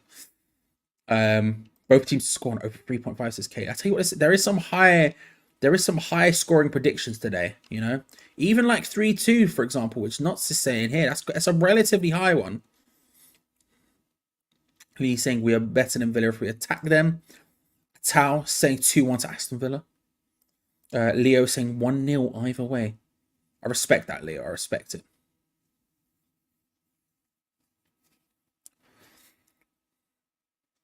Villa passing around on the halfway line here. Slipped through the middle. Rogers looking for Watkins, who tried to flick it on towards Duran, but Mavropanos touch tight with Watkins, and Zuma touch tight with Duran manages to get that ball away. It's going to be a throw to Aston Villa, relatively deep into our half. Probably corner quadrant territory. They end up passing backwards, which I'm kind of okay with. The idea would be to try and draw us out, but I'm sort of okay with them doing it, to be honest.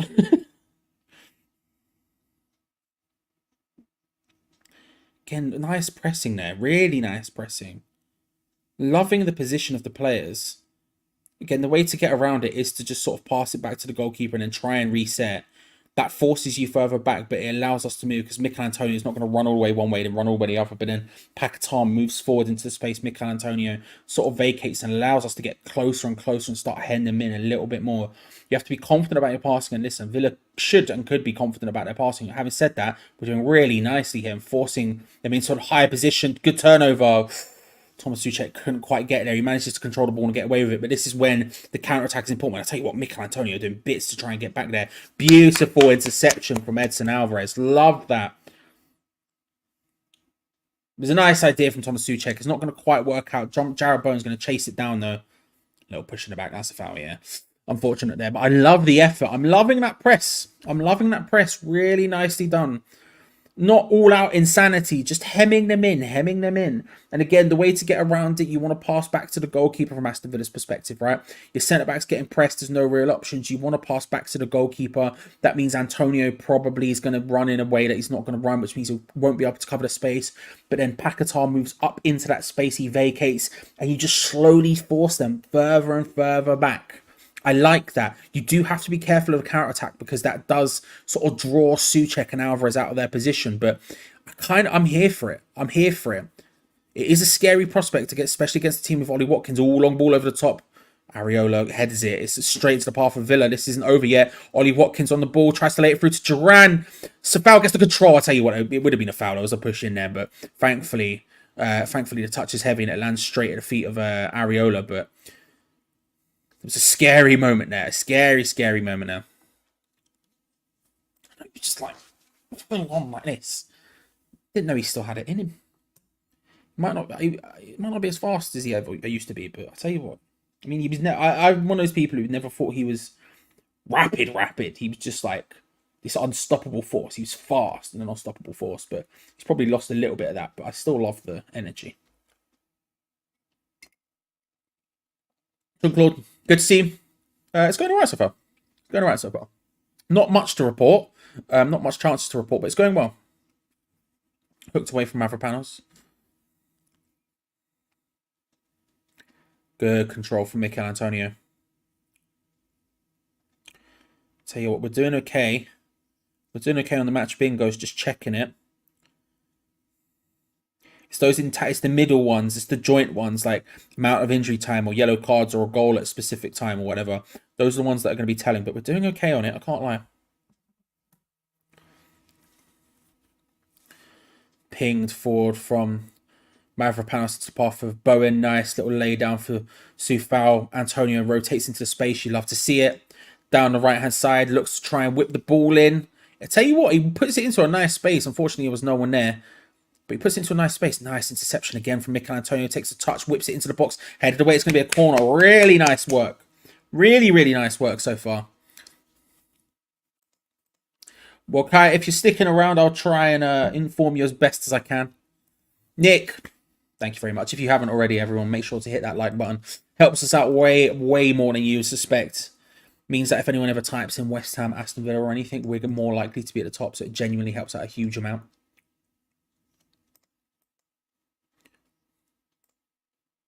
Corner to West Ham from the right-hand side. Going to be swung in from Jarrod Bowen.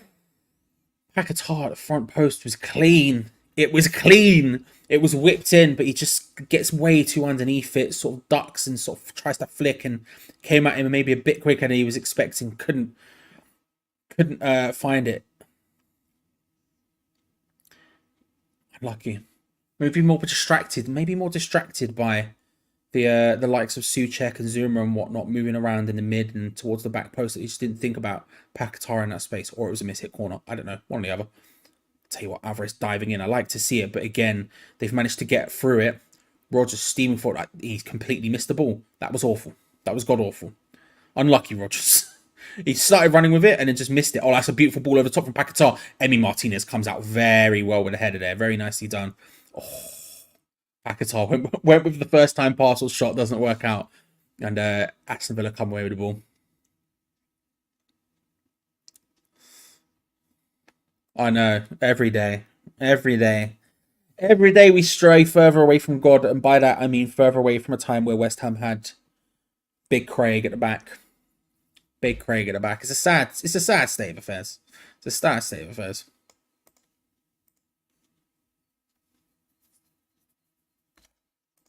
Thank you, Nick. It's very kind of you to say. I feel like they have a difficult job, right? They're not allowed to have that much personality, right?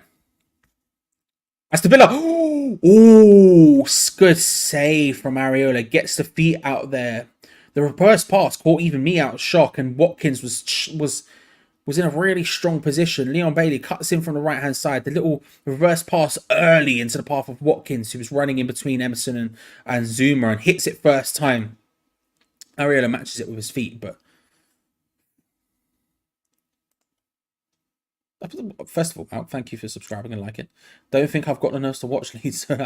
Listen, Malk, I appreciate it, bro. I appreciate it. And thank you for the like and the subscribe. Always massively welcome. Appreciate you. Leeds have got this, man. Leeds have 100% got this. Offside for Leeds from a corner. I know. Shocking. Ball gets played in. Header. The ball just gets pinged back towards the corner taker who's on an offside position. And it's a free kick to us.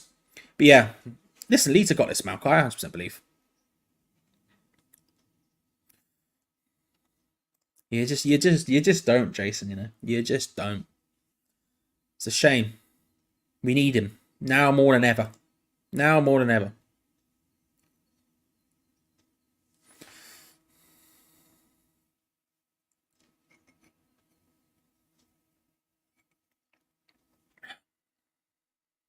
This is the thing. I felt like when we first, I think he just spent enough time out of the limelight that people sort of forgot how good he is when he is in form and when he does have sort of momentum beside him. And he's got that momentum now and he's got that form now and he's just so good when he is that up. I feel like you notice now why he played for all of those top teams, and he was never a starter in any of those top teams, but why he was in and around them all was because of how good he is. And I think just because he spent years, you know, with us, with Fulham, teams like that, where people just stop sort of thinking about him. Man, he's good. Man, he's good.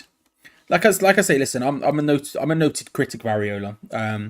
In terms of there's certain parts of his game, for example, distribution is just a mess. Like long distribution specifically, his long kicking is just a mess. He's one of the most inaccurate people I've ever seen do it. But there's so many elements to his game that are really good, and that shot stopping, he's pretty unrivaled. He's pretty unrivaled. He's one of the best I've ever seen at West Ham, if we're being honest about it. Like, I struggle to think of someone who's that good at that reaction stuff. Alvarez does really well to get the block there. Good positioning. Judas, my trustworthy friend with the £2. Thank you very much. Very, very kind of you, sir. Very, very kind of you indeed. I'll make sure to get your name in the top thing in a second. For into Aston Villa, but thank you very much, sir. As always, you do not have to do it at all, but it helps us all out a huge amount. Big throw in. Souček gets the block. It's going to be a corner to Aston Villa. Let's get the name in there now.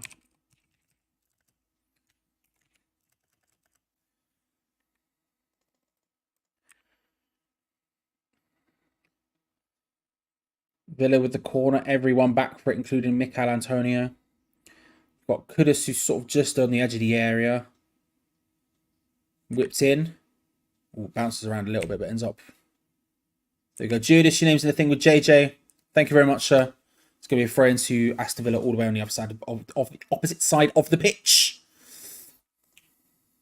Listen. You'll find no bigger proponent of that as an idea than me. Let's be real about it. Aston Villa passing it around on the halfway line now. Again, good pressing. Good spring out, actually. I wouldn't have suspected such a good spring out from that sort of position.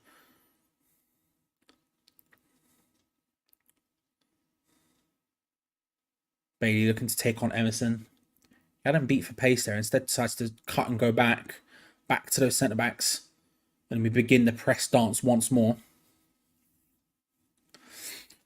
But yeah. I agree. I agree. I love Schlupp. He's one of my guys. He'll forever be one of my guys. And lots of people hating on him. Wrong-uns, as I like to call him, because he is a baller, Premier League winner, absolutely lovely guy. Yes. The easy answer is yes. He's someone who I would have liked to replace Mikel Antonio, but obviously it's never going to happen now. But he's so good. Martinez or Areola? Martinez is probably a better goalkeeper, but I think Areola is in better form. If we're being honest, Areola is in better form right now. If you say who out of the two, who would I rather start right now for West Ham, it would be Areola. If you ask me in general, who would I rather have at West Ham, it would be Emi Martinez. But realistically, Areola, the form he's in right now is ridiculous. It's absolutely ridiculous. Free kick to West Ham on about the halfway line. Or is it to Villa? No, it's to Villa. Okay, I was going to say, we weren't moving in a way that was a free kick to us. Nice slick little play. Looking for Rodgers in that 10 position. Looks for the shot from range. Easily collected from Areola. Rodgers finding a lot of space in that 10 position. Just behind the two strikers of Watkins and Duran, who sort of split far. Get a bit of space for him to run into the centre. Try to pull those centre-backs apart. Give him the space to run directly through the middle of it. West Ham on the counter-attack now. Mohamed Kudus wide on the left-hand side. Looks to try and cut inside. Looks to try and cut out. The pass back is a bit poor, but Thomas Souček arrives late. Lays it short out to Soufal. Crosses it in. Jared Bowen gets control in the area. Can't quite make it work. Paquetá hits it. Deflects off Thomas Souček. Just wide. Incredibly close. Incredibly close from us. Just as Villa went up the other end and a tame shot sort of from a range doesn't work out, West Ham craft a good opportunity Bowen lays it off. He's onside as well, Thomas Souček. It's laid off by Jarrod Bowen just to Paquetá, who's just on the edge of the area. Hits it as he comes inside. And I think, to be fair, I don't think Martinez would have struggled with that. He seemed to be collecting relatively easily. Thomas Souček, it deflects off him, clips off him. If that went in, I would have gone balmy. I think the original shot was covered, so it was necessary, but it ends up going wide. Hammers Gary, thank you very much, sir. With $4.99, massively appreciate it. Great commentary as ever. Also, very massive shout. It's very kind of you to say. That's very, very kind of you to say. I'll put your name in the thing in the top corner, but bro, thank you. I don't have to deal with compliments. Again, good interception there from Alvarez. They're struggling a little bit with that. Kudus, wide on the left-hand side, just instantly starts running at him, tries to ping it across. Can't quite make it happen. Paquetá wins the ball back off Bailey, finds Kudus instantaneously, who begins the running pressure again. Shot deflects offwards back to Paquetá, who lofts it in. Antonio, ooh. He was there, got his head onto it, but it didn't quite work out, and it's straight into the hands of Emi Martinez. Nicely done. And again, they're long ball straight into the path of Mavropanos. This is good so far. Edson collects the ball, finds Paquetá. Short to Bone. Oh, a little flick for Souček. Doesn't quite work out. It was a nice idea, but the execution just wasn't quite there. Mavropanos is going to be a foul on the halfway line against him on Duran. Yeah, the Rodgers is getting a lot of joy in that sort of number 10 position. We're sort of having to the two strikers forcing us back a little bit, splitting wide, trying to move the defenders out of place and doing it relatively well. And Rodgers is getting that ball in the space and driving into it, which is going to be a sort of continuous thing that we're going to have to keep an eye on, because it is a little bit of an issue. If you are looking for a way to watch the game today, there are ways you can do it. It's not live in the UK, but there are definitely ways you can do it. Scroll down to the link in the description below. There's a bit there called Join Our Discord. Lovely Hammershot West Ham community fans of all clubs are welcome, of course. But if you scroll down on the left-hand side, there's a bit there called Join Our Discord, in which you will find... stream links, in which you will find what you're looking for. Gary, your name is in the big thank corner in the top. Thank you, sir. Thank you.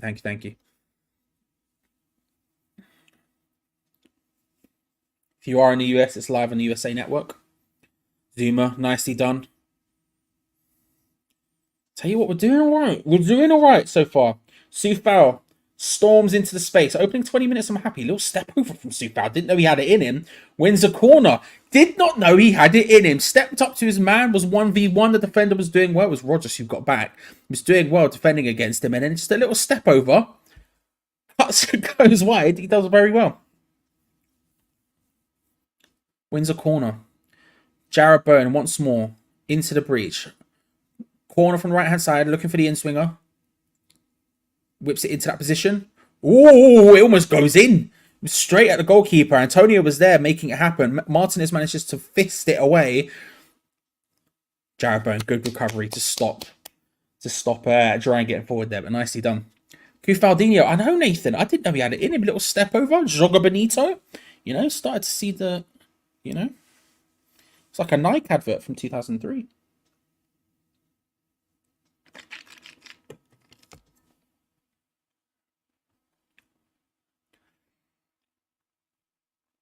Martinez, as Villa tried to pass it around. Souček just getting involved in the press, pushing a little bit. Just cutting them off. They could work their way around this press, will be a bit susceptible, but we're doing well with it. They have managed to work through it, though. That's that concern. And they've got lots of people running into the space.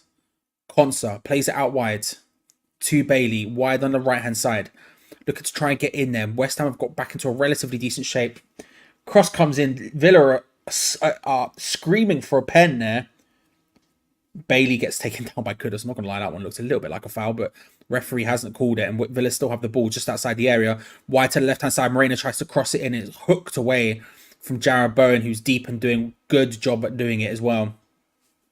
Villa were convinced they had a penalty shot there, a handball.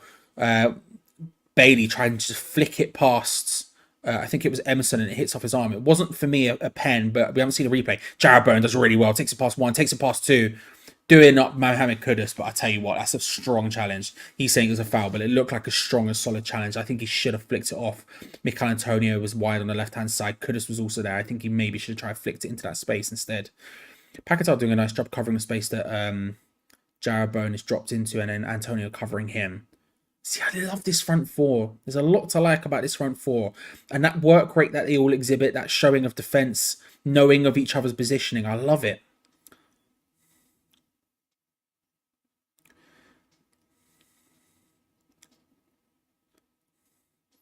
We force Villa all the way back to the halfway line. We're doing okay. We're doing okay. Why isn't James Ward-Prowse starting? I think honestly, it's just a case of realistically, there's just no space for him when you have the four. When you have the four, as in Kudus, Antonio, Paquetá, and Bowen all fit and all starting, I think that's why. You just don't have space for him anymore. Because he can't play deep. James Ward-Prowse just isn't. He just doesn't suit the West Ham 4-2-3-1 in those deep positions. He just doesn't suit it. So, it's the way it is. Like I say, if you are looking for a way to watch the game, there are ways you can do it. If you look at the screen right now, Dave, that's a D. Good to see you, sir. APG Wrestling, of course. I think we're doing well, mate. I think we're doing well. I can't lie. Laptop updating, so can't watch yet. Fair. I think we're doing well, bro. I can't lie. I'm really happy with our performance so far. Really happy with our performance so far. Looking at a replay of the supposed pen.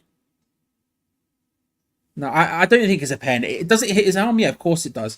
Emerson is there. He starts pointing to someone to move into some space, or he's pointing maybe to try and force Bailey into a position. So his arm is out like this. It's down. So it's sort of like, if that's his body, it's like here, it's down and to the side, and it does, when he does flick it up, it does hit the arm, but the arm doesn't make any movement towards the ball. It's way too close for me to be given, and it's no pen, obviously. So Jarrod Bowen looking to try and take on his man, can't beat him. Tell you what, it's a good defender by the Villa defender, just stays big. Duran battles with Mavropanos, beats him, and this is a dangerous opportunity. I tell you what, Edson, it's got back beautifully there. Ball comes in. Edson Alvarez, ladies and gentlemen. Beautiful, beautiful defending. And the counter-attack opportunity is nice. Rolled out quickly from Areola. You love to see it. Emerson to Kudus. Back to Emerson instantaneously. Got a big switch on the far side. Kufal is calling for it. His arms waving in the air like this. He wants it. He's doing the Team America secret signal. He wants it. He needs it. We're playing it around on the left-hand side still. Villa have got back into that defensive shape. It is very strong, like I was saying. Dink over the top. Jarrod Bowen could be in here. Pulls it. Oh, it was a bit tight for him. Pulls it across. Vladimir Soufal. Rotos hits it. Oh, saved by Emi Martinez. Back again. Soufal. The second shot was nowhere near as good as the first, and it goes wide. Vladimir Soufal almost scoring a thunderbolt there from deep. I'll tell you what, Villa doing really well defensively, keeping their line, lots of people there, but they're susceptible to that dink over the top from Paquetá that he's so good at. Jarrod Bowen pulls it back, and then Vladimir Soufal on the far side screams onto it and hits an absolute bottle rocket towards the goal. Just smashing it first time, runs onto it. It takes a little bit of a deflection. Emi Martinez can only palm it away, and then as it bounces back out to him, he gets the control. JW, if you rewind to when the big graphics were flashing on the screen in big caps. In fact, I'll play it again. JWM, if you carry on spamming, I will have to time you out. But look at the screen right now. The big words that are appearing on the screen in caps, big bold letters, is telling you exactly how. It's telling you exactly how. Played forward for Mikel Antonio, wide on the right-hand side.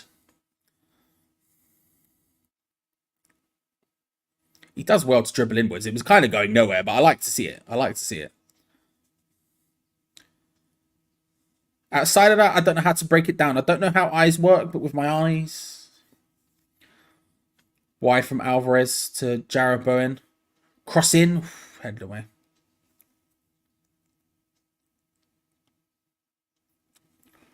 Paquetá out wide to the left-hand side to Kudus. Offside. Offside.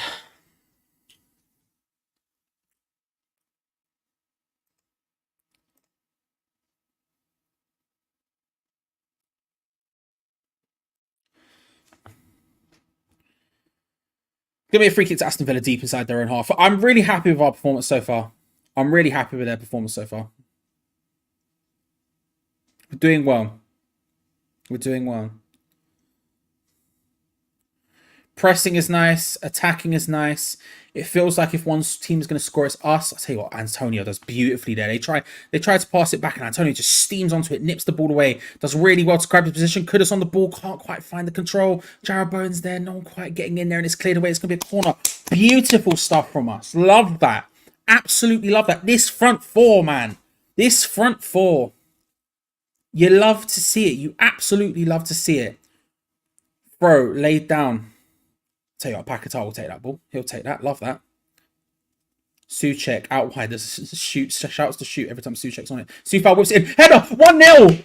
Mikel Antonio with a diving header. Scores for West Ham. Beautiful stuff. Whipped out quickly to the right-hand side. Soufal, who's looked dangerous and got into good positions, puts in a peach of a cross, and Mikel Antonio into the space. Diving header. Nods it past the statuesque Emi Martinez. West Ham United 1. Aston Villa 0. And you can't lie. You can't say anything other than it's what we deserve. A beautiful, beautiful game so far from us. Played to perfection.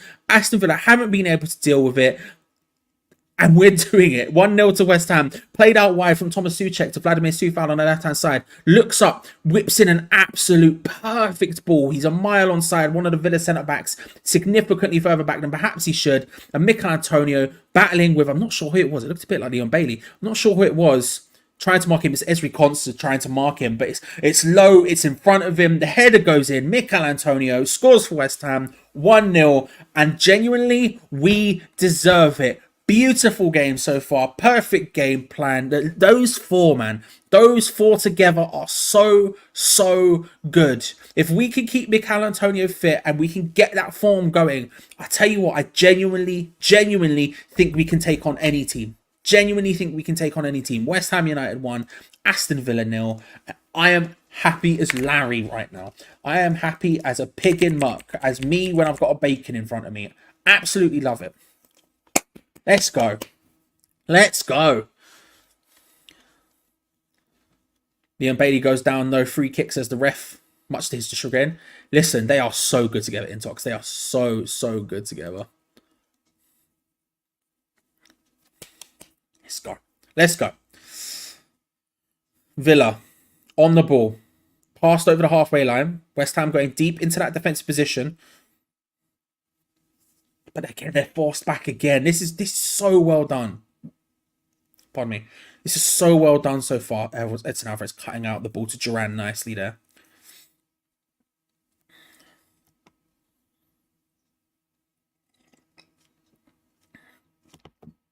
Souček and Alvarez doing brilliant defensive work, covering when necessary, covering those runners. There's been a couple of opportunities. Villa have got in a couple of times. There's been a couple of moments where you go, ooh, that's a bit scary. A lot of them have just ended up as long shots. There was the one Ollie Watkins first time hit from a tight angle that Areola met potentially. Rodgers coming through into that central space, into the 10 position that the two central strikers create. But for the vast majority of it, this has been a West Ham masterclass. This has been a West Ham game right now. And you absolutely adore to see it. I'm getting real close on the match bingo. A sub from us, a third sub from Aston Villa. We've got a line completed. What do we need here? A yellow card on one of the 7th minutes. Or a headed goal awarded from Aston Villa. We've got one there. We're getting real close. We're getting really, really close on these. On the match bingo cards. I'm loving watching Mikel Antonio back. I'm loving watching him back. Like, when Mikel Antonio isn't on it, he isn't on it. But, like, at the moment, he's back and he's fully on it. And he is just killing the game. I'm so happy. I'm so happy about it.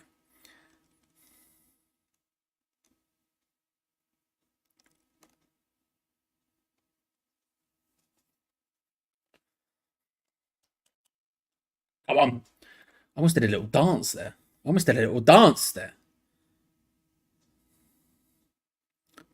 Paquetá does well just to pull the ball away pass forward was a nice idea. Can't quite work, but he wins the ball back. The two sides of Paquetá there. Does really nice spins. This man tries the nice through ball. It doesn't quite work out, and then the ball comes sort of back towards him with the Villa player in tow, and he just nips it straight off him. He's so good at everything, man. Alvarez, all nice, searching ball over the top for Paquetá, who's running on. There's going to be an offside flag. Maybe he's not so good at being offside. Maybe he's not good at it.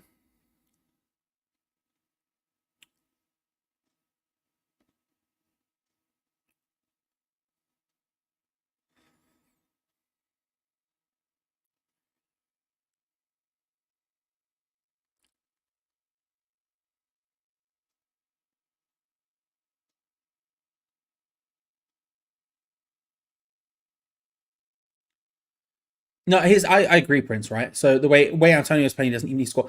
This is the thing. Just his presence on the pitch changes the way we are.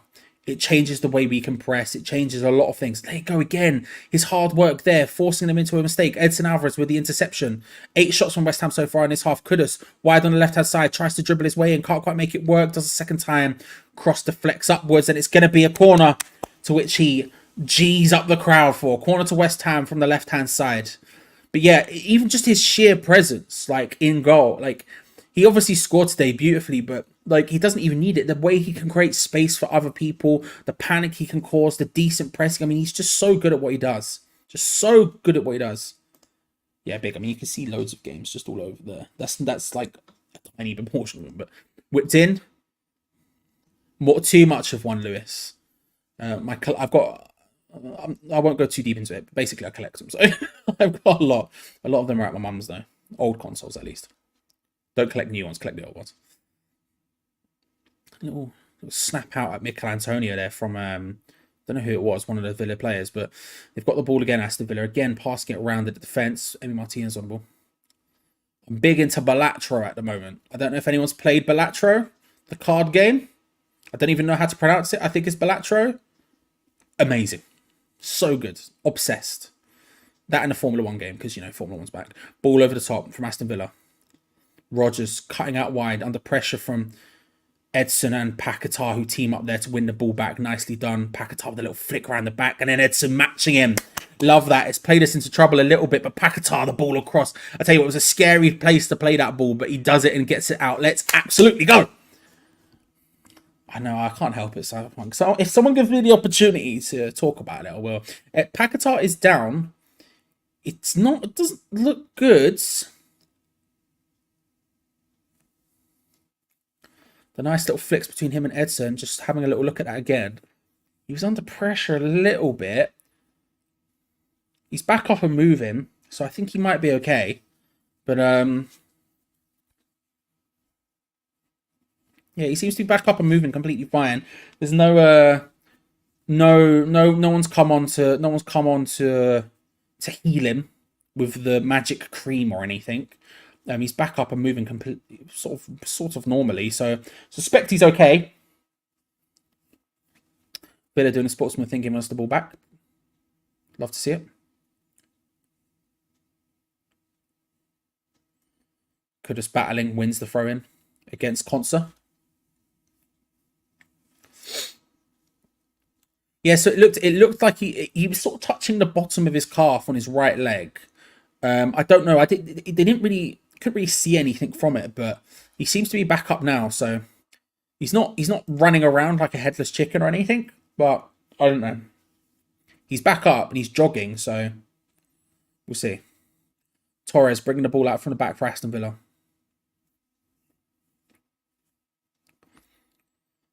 Under a bit of pressure from Jared Bowen, turns and passes it back to Douglas Luiz.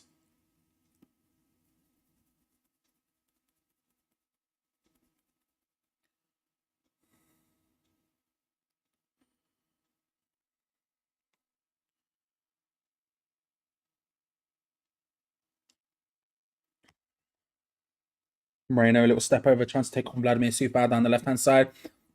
Edson Alvarez dives and gets his foot to it. Loses out for a throw in, but you love the effort. Magic cream, all the fine ladies, listen. It's apparently a healing thing. You know, I still don't know what it is. Deep heat or whatever, I don't know, but they seem to rob it everywhere at every possible occasion, so who knows. Good work there from Paquetá, Antonio and Edson, just stopping that ball from progressing any further, forcing Villa back again. This is such a good half of football from West Ham. Genuinely, right now, I don't know if I could be much more happy. At a 1-0 lead, I don't know if I could be much more happy than I am right now.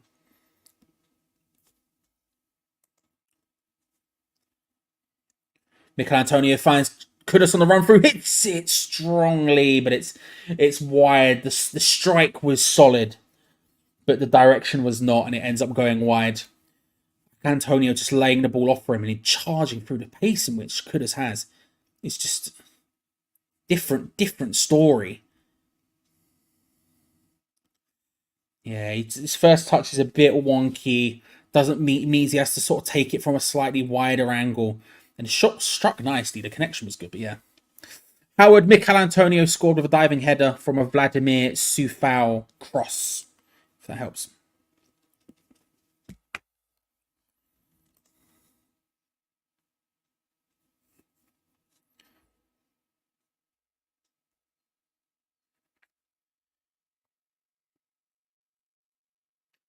Villa passing it around. Nice pressing again from us. Thomas Souček getting involved. Antonio dives in and stops it from going any further forward. It's going to be a goal kick. Love that. Love that. Oh, is that now? I didn't even know that was now. I can't lie.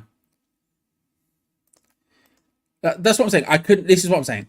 I could not be much more happy with us leading 1-0 than I am right now. Listen, if we were 2-0 up, I'd be happy. If we were 2-0 up, blah, blah, blah. You understand what I mean.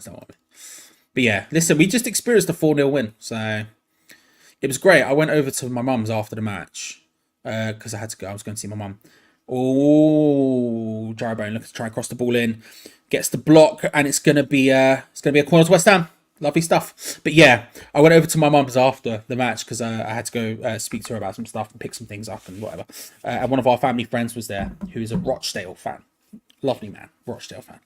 And he saw me walk through the door and he tried to make a comment, and I just went, 4-0. Don't need any more discussion here, guys. You know what I mean? Jarabone whips in the corner, in swinger. Headed away. It was going straight towards the goal. His in swinger is a dangerously placed. Kudus gets control. Hit it. Oh, it's in, but the referee's blown the whistle. Referee blew the whistle. I'm not sure what happened there. Jarabone's corners have been whipped in. I tell you what, dangerously, almost going straight into the net. Let's have a look. It was whipped into the box. Antonio fighting on Emery. It's headed away. Is it a foul on Martinez? Is that what he gets called up for? Because Tielemans loses out on the ball to Kudus, who hits it second time with his weak foot, controls it down off the clearance from Tielemans and then hits it. But I think it's a foul on the goalkeeper from Antonio, I guess. Bit light, but it is what it is. Rodgers does well to get his foot in there on Edson. Played out wide quickly to Ollie Watkins, wide on the left-hand side, goes 1v1 up against Coufal. Instead decides to play it inwards to Douglas Luiz. It's a decent opportunity for Villa, but we've just got the numbers back. And our structure and our defending has been really nice so far today. They're going to look for a way to break this down with Moreno, who tries to dribble his way in, clipped by Thomas Souček into the path of Jarrod Bowen. Some nice little short passing, flicked out from Paquetá with a nice ball backwards. Edson to Antonio, back to Souček, spreads it across to Emerson. Beautiful, lovely, lovely stuff. Emerson finds Souček, back to Edson.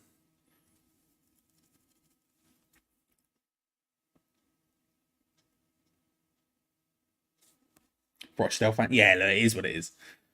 He's a lovely man. He's one of my favourite human beings on the planet. But he does support Rochdale. Which, you know, someone has to, I guess.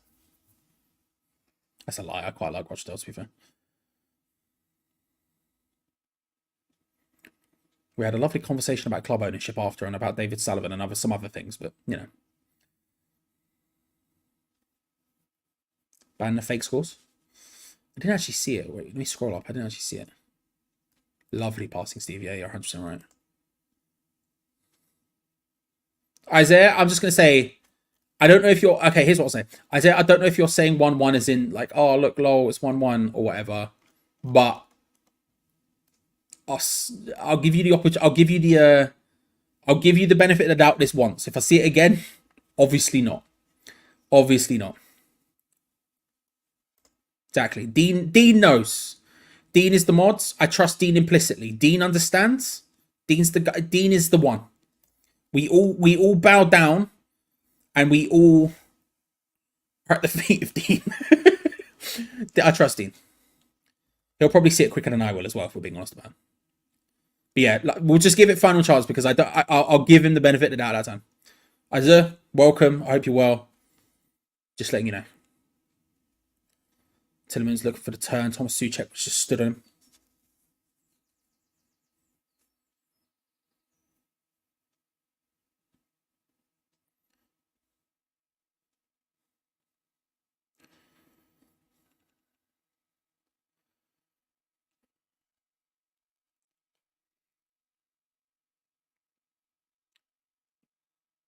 Good defending, good work. Charlie's too lost to trolls. I give everyone a chance, Em. I give everyone a chance. And then if it doesn't work, like if they go back against it, then that's fine. Then they go at that point. You know what I mean? But I'm more than happy to give someone a chance. And if they decide to take that chance and run with it, then beautiful. We have a grand old time. You get a new person involved. We can all have a grand old time together. If they decide to, F that chance, that's their problem.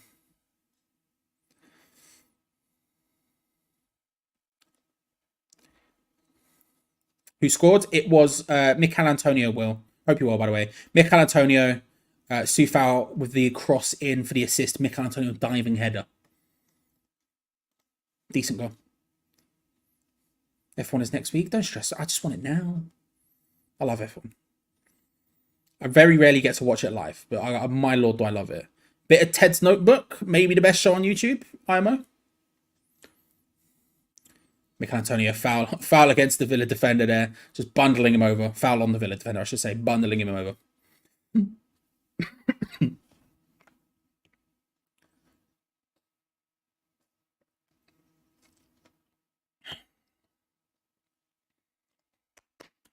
Come on, Richard. Richard knows. Richard knows. There is nothing I love more than 3 minutes of time. There is nothing I love more than when Ted's notebook comes back from the ad break and you hear him go, hiya. Oh, it's just good. It's just good. Douglas Luiz plays it out to Tielemans. Been very quiet in this game so far. Konsa plays it out wide to Bailey. Villa trying to find their way in. Can't at this moment in time. Trying to figure it out. Just had a big old weird refresh there. Don't know what just happened, but we're still in time, so that's fine. Moreno looks to try and whip it in. Cleared away from Thomas Souček. I'll tell you what, Paquetá getting involved. He seems to be moving fine. There was that obvious worry when he had the when he was walking around with the holding his calf, but he seems to be up and moving completely fine now, which is good.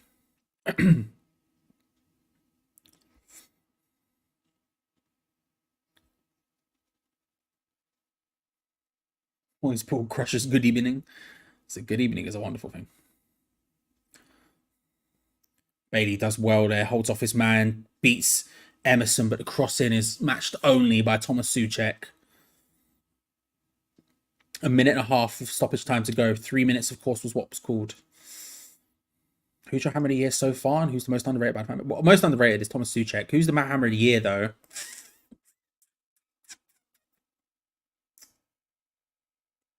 It's difficult to look past Jarrod Bowen for me. I think without Jarrod Bowen, we're screwed. Like, he's just real good. He's just real good. He's just real good. Yeah.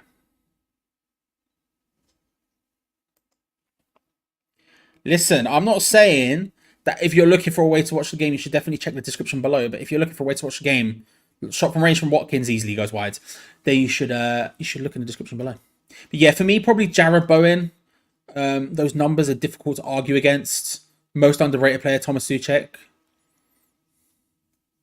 I feel like he gets a lot of I understand. This is the thing with Thomas Souček. It's one of those situations where I understand why people feel the way they do about Thomas Souček, but I see what he does for the team, and I just can't.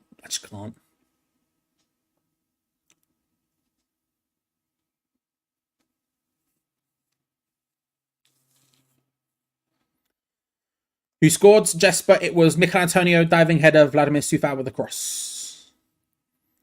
Nice interception there. Antonio does well. Edson comes in, collects it. Kudus trying to dribble his way around it. Gets a bit confused with Thomas Souček as they bounce into each other. Last breakaway for Aston Villa. Watkins made a nice run there. The pass should have gone into him. Bailey getting just a bit tangled up. Carries on playing it. Louise out wide. Rogers looking to take on Vladimir Coufal, who covers very nicely. It's going to be a corner to Aston Villa right at the end of the half here. No, it isn't. Half-time whistle blown. Love that. Thought he would have given it to him, but apparently not. Half-time at West Ham, the London Stadium, and it's West Ham United 1, Aston Villa 0. A really, really, really good performance from West Ham so far. I am so happy with that. There is, like I say, us being 1-0 up, I don't know if I could be much happier than I am currently. I can't lie to you. Oh my God. I need to speak to Geo because I think Geo might be about to come on to say something looking at the match bingo. Yeah, I cannot be happy enough about that, if I'm being honest. We've looked so good. Antonio has done so well. The front four has done brilliantly together. And I don't know, I'm just really happy with it. Geo, I've got a question for you.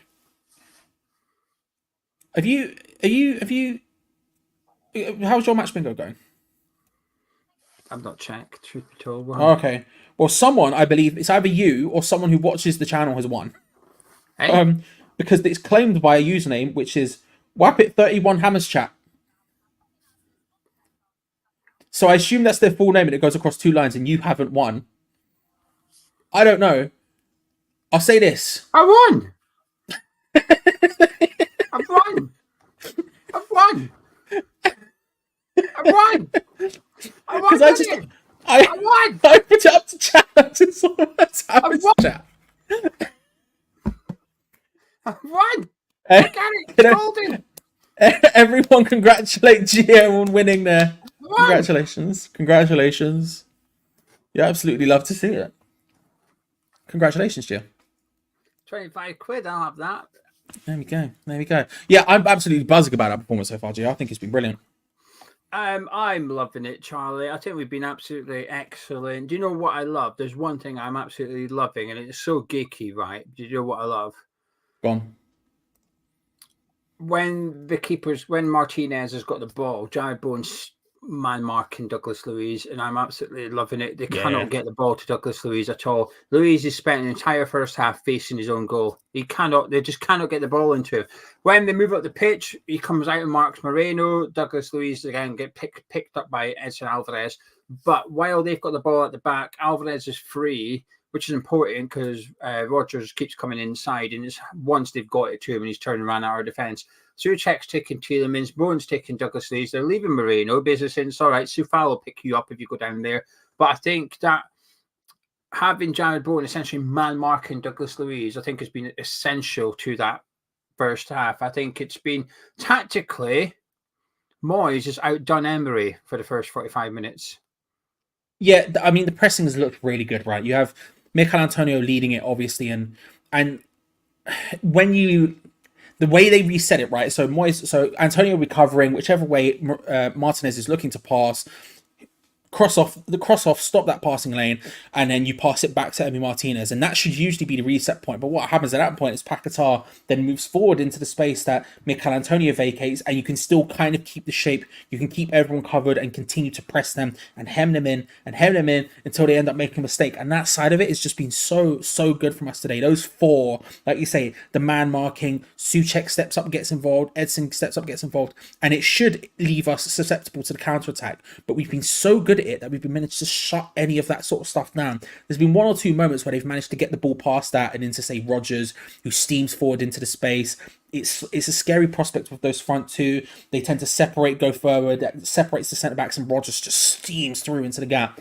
But it's been very, very few times they've actually managed to do that. Because like you say, the vast majority of the time, Douglas Luiz, every time he collects the ball, he has to pass it backwards almost within 2 seconds because we're just on top of him.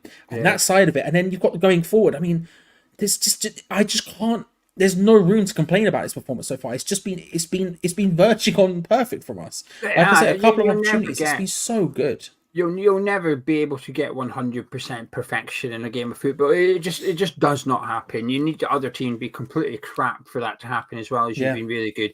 And against a side like Aston Villa, you're never going to get everything bang on. There's always going to be slight errors, mistakes, opportunities for them. It's just about making sure that you have more opportunities and better. And we have done. Souček, he was a little bit unlucky. It was a poor shot from Paqueta, really. I thought Bone did the right thing and teed him up, and I thought it was a poor effort from Paqueta.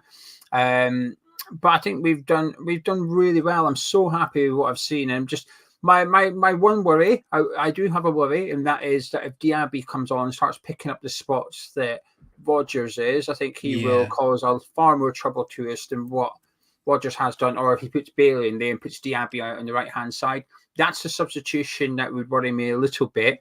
But thus far, we've been excellent. We've got a lot of big performances from big players out there today. Alvarez has been incredible in there, but we're really disciplined, but while in possession, we're quite expressive at the same time. Paqueta is turned up today as well. We've got like our Brazilian Paqueta back today, and I think he's been absolutely fantastic. I'm loving this half, Charlie. I love when there's been a couple of times where Villa defensively have got the right shape and they're playing sort of in that mid space, and they're far enough away to where offside traps or whatever thing, and usually that would be a concern. But Paqueta's so good. He has the ball and he just goes, all right, watch this. He would just chip it over perfectly into space for Jared Bowen or someone else to run onto. We saw that with the WHUAVL chance where it's perfectly over the top. He ends up pulling it across. It's just that thing is just so strong. Before you go, P, can I get clarity? Brandon saying thoughts on Kudus's goal being ruled out for a foul on a keeper. Was that why it was ruled out? I don't have audio. I've turned my audio off because it's like 2 seconds ahead, so I can hear what's happening before I see it, and it ruins the game for me. I don't want to see it. Well, that was piss poor. What's he blowing up for? He shouldn't be blowing up for stuff like that. I hate it because another day. The next referee will allow the play to continue, hits the back of the net, then they review and go, actually, nah, there's not enough there, actually, play on. It's inconsistent. It should never be blown up while the ball's bobbling about the 18-yarder. The whole thing is to allow the attacking phase to play out and then blow up if necessary. It just, frustrating. I thought it was for a handball. I thought that's why he ruled it out. No, see, I think I'm not 1,000% certain, but I believe it's for a foul on Gogby. That's what they seem to be saying anyway.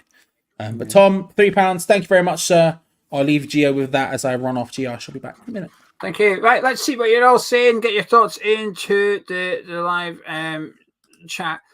Jamie, I know you might be watching the same one as me. Are you watching on Optus Sport? The Sport, that's why I'm watching on. But yeah, the audio is 2 seconds ahead. I don't like it. I can't do it. When the ball's in the middle of the pitch and suddenly it's like, oh, here comes Bowen. I'm like, well, no, I don't want to know what's happening. Turn it down. I want to watch it visually. Anyway, right then. There's no beers on Geo. It was 25 quid. It's a nice win, but it's not going to break the bank, is it? So I'll just leave it in there. It pays for the rest of the season over on Match Bingo. But there you go. We've now had at least 12 confirmed winners on Hammer's chat. I am one of them. Happy days. Saying that, if you're at the Boats on the Spurs game, I'll perhaps get you a drink then. Whoever it was. Wayne Cox, if you're at the Boats on the Spurs game, you can have it. Right then, let's see what you're all saying. Keep getting your thoughts into the live chat. Biker says, second half of the Burnley game, the European game in the first half today has been great. Keep it up, boys, and I might change my mind. Well, that's just it, isn't it? I think being open to changing your mind, I think, is a really important thing. Leo says, I don't think it's a foul from Antonio, but we got lucky with the pen from Emerson. His arm is extended, so that had me worried. He looked guilty, Emerson's body language. Couch says, I'm worried Villa will wake up and come back at us. Would have liked a second goal that half. Vinny says, looking good, but don't revert to low block.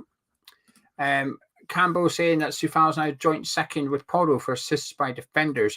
Liam says, Antonio's having a blind of a game. His runs, movement, his strength and pressing is creating so much. Why we haven't played with him, with our main three behind him before, I don't know. I'm not going to... I will say it because I don't think we could have done. I think Antonio's been out for such a long period. Kudus went away in January. I think this has pretty much been Antonio's only been back for a couple of games. Could we have started with this against Burnley? Yes, I would have liked to have done. But prior to that, I don't think we could have done this. At the very start of the season, when they were all available, we were winning games. It was Kudus that wasn't starting the games back then. He was playing in the group stages of the Europa League, but we were winning games. But I don't think they've all four have been available for that long. I'll cover this during the international break, actually, because I could be wrong. I might be imagining things. It might be me that's incorrect. But I think they've been unavailable for large periods of time. Oh, look, it's Don Hutchinson. I'm glad I've got the audio muted then, because I can imagine what he's saying at the minute. Jamie said that first half demonstrated why this is our best 11. Gerard says Moyes' style of play is over criticised. It's mostly entertaining. I find it boring when teams just keep the ball and do nothing with it. Raja said both the teams look tired Thursday. Hang over Hayden said it looked like Bailey intentionally kicked the ball. Emerson said, I thought that as well, because it's a bit of a weird cross to make otherwise. Colin Wood said the crossover period of the front four being available has been relatively small. I agree, but not everybody will. Alex says Villa have had 3 good matches and everyone said they were in the Premier League. I don't think everyone, I don't, to be honest with you, I don't think anybody said it. There might be 1 or 2, but I don't think it's much at all. And to be fair, they're still 4th. Even if they lose today, they are 4th. That's still an excellent season for them. 3 good matches. I think that's a bit harsh. Gary says we cannot underestimate Antonio's contribution to how we played the last couple of games. When he's in beast mode, he makes it easier for everyone else. I agree, which makes it even more baffling. We didn't sign a striker, whether it be in the summer or in January. Jamie says Souček looks comfortable in this team. Must give him confidence having so many ball players around him. Mike says in the last game, I said Kudus lacked striking power and was wrong. So I'm going to tempt my fate and say Antonio never gets a hat trick. I like it, Mike. I like what you're doing. Will says a Scotsman buys someone a drink. Hey, Will, I'm quite generous actually. Some people say I'm the most generous Scottish person they've ever met. However, I think for a lot of people, I'm possibly the only Scottish person they have met. Right, keep your thoughts coming in. Overall says we're looking good, but I think we need another goal to keep the pressure up the whole game. Yeah, I do agree with that one. I think we do need another one. I'm delighted at halftime, though. I didn't think we'd win today. I didn't. So I'm absolutely really encouraged by that first 45. They could get better in the second half, but do you know what? They're going to have to attack. They're going to have to come at us, and that might just sort of open the game up for us. If the game opens up, it will suit our attacking players. Hammer99 said press is good, just need to capitalise on it when we win it back. The bet, let's have a look then. Let's have a look. I haven't checked actually, as you can tell. I didn't even check match bingo. Truth be told, it's because my phone's obviously ahead, so I don't like notifications during football. Right, what did we do? We did Jared. Where's Mikel Antonio? So Antonio to score, that's done. West Ham to win, obviously happening, but we need both teams to score. Boy and Bailey, neither have had a shot, so the bet's looking crap actually. Antonio's the only thing that's done his bit. Infinitely says, shows in the summer a proper solution for Antonio is a priority. Hope Tim is watching. Truth be told, if I see Fofana one more time for Burnley, I'm going to start to get a little bit of a desire to see him at West Ham. I'm from Aberdeen, hey Ducks. I'm from the northeast. Jamie says, when and who will be the first sub?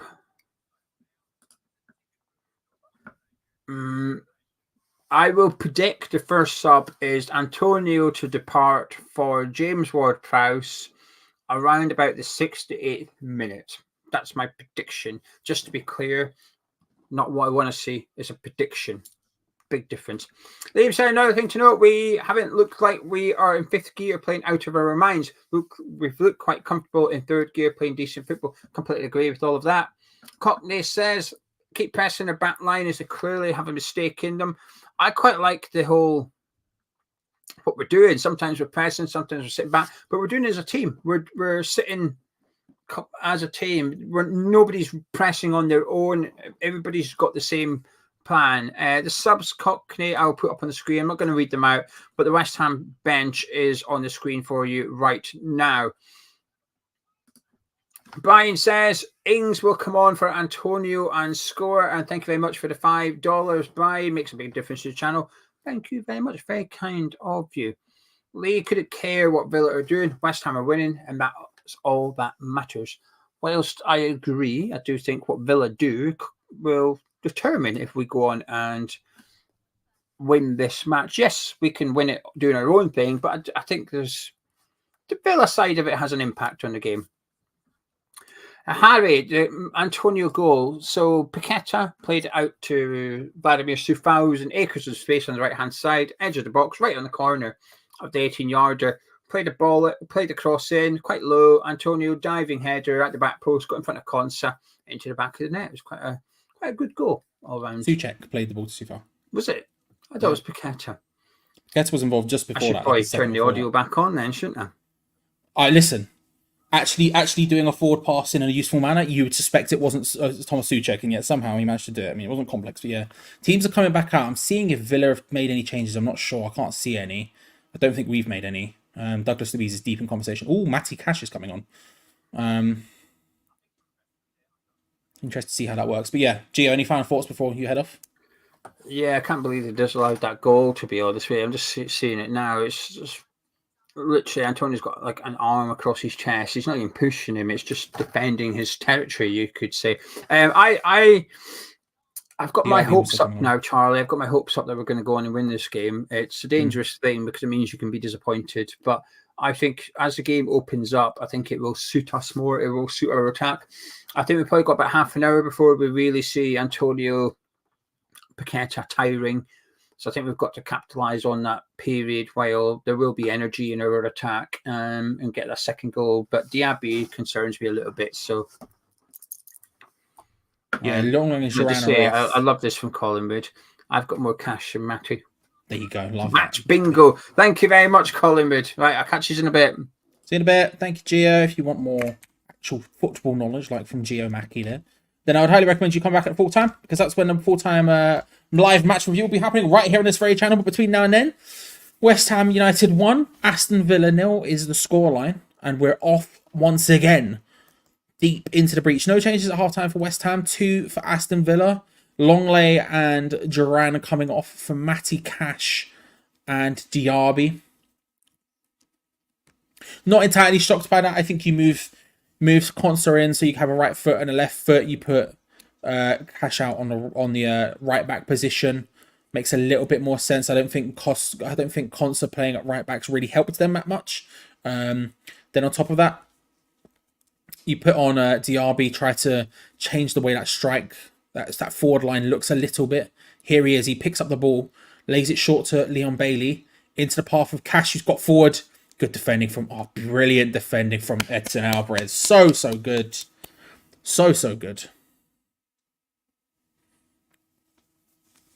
Oh, nice little flick there. Oh, beautiful from Paqueta. Oh, close. Almost got in there. The idea was lovely. Going to be a different thing. Like Gio said, if Diaby can come on and get into the same spaces on the ball that Rodgers taken on, it would be a slightly scary situation. That's what Villa are going to be looking to doing. He looks to have taken up that role instantaneously. It doesn't look like there's been any big change in formation or anything. Oh, nice dive in there from Emerson. Maybe a little bit more of a 3, but Diaby does seem to be in that space, just sort of almost just taking up directly the Duran role, but just playing a bit deeper, I guess. Played out wide to Soufal, wide on the right-hand side, looking to try and dink the cross in. Sun's in his eyes on that side. It hits, I think, the Villa player in the unmentionables because he's gone down hurting himself, and Soufal is checking on him. Little tap on the shoulder from him to go, you'll be all right, mate. Yeah, little hit in Rodgers' unmentionables, yeah. And Cash getting forward is obviously going to be a much more dangerous proposition than proposition than Ezri Konsa is. Konsa a decent player. I'm not going to lie, but yeah, we'll have to see how that one plays out. Scary changes, but we'll see how it goes. My timer correct? It's a little bit off.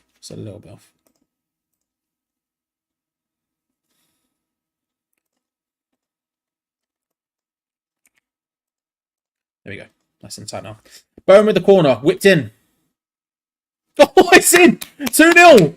I think it's Mikel Antonio. He's wheeling away. Mikel Antonio with the goal. Whipped in from Jarrod Bowen from the corner. Again, those in-swingers have been so dangerous into those positions from Jarrod Bowen today.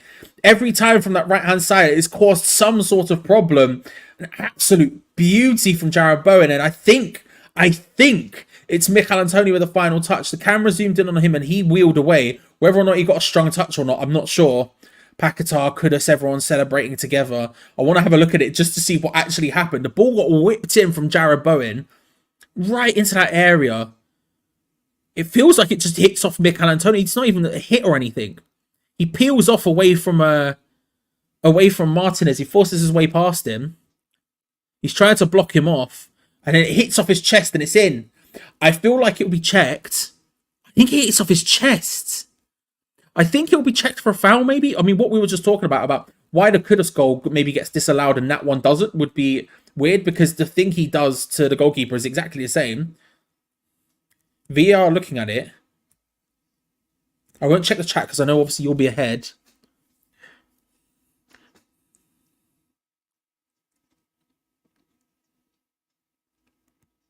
So when the ball comes in, I mean, it could. The thing is, from the angle we're looking at, it could hit here. It could hit his arm. His arm is by his sides. Does it take a hit before? I don't think it hits anyone or takes a deflection off Zuma before. He jumps up just ahead of him. I don't think it hits off him.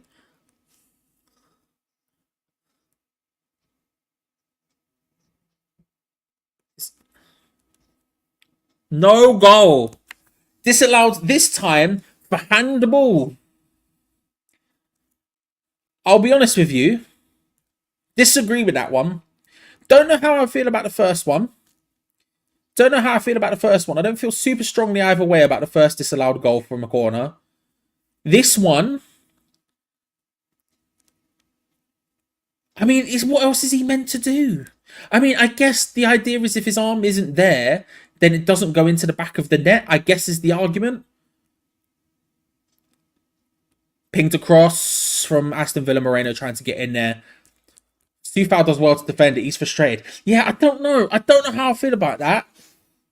I feel like it probably shouldn't have been disallowed, but then if his arm's not there, then it doesn't go in, but then his arm has to be somewhere and it's not deliberate. I mean, either way it sucks. And either way it's back down to 1-0. Would have been the perfect start to the half. But VAR disallows yet another goal from West Ham from a corner, this time for a handball against Mikel Antonio, as opposed to a foul on a goalkeeper. Which, again, if it's not disallowed for the foul, which, I don't know, who knows. It's going to be a corner to Aston Villa, regardless. From our right-hand side, their left, whipped in swinger from Douglas Luiz. Headed away from Mavropanos, but there was a foul also in the area on, I don't know who, but I think it was Ollie Watkins who did it. We've had the ball in the net 3 times.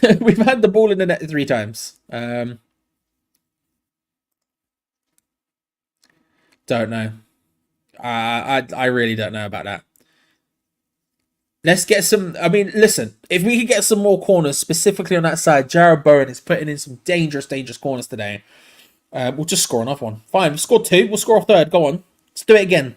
It's going to be a big second half. A lot of pressure now, it feels like, actually. It feels almost more tense than it did in the first half.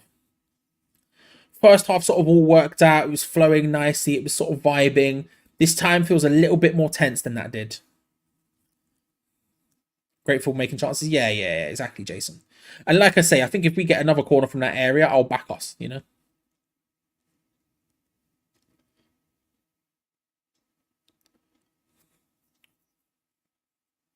First one won't have found on the goalie. That's why I believe it was disallowed. I don't know for 100%, but that's why I believe it was disallowed. Cash plays it in towards Rodgers, wide to Moreno, wide on the left-hand side in that corner quadrant, looking to take on Soufal. Can't beat him. The cross deflects off him. It's going to be a corner.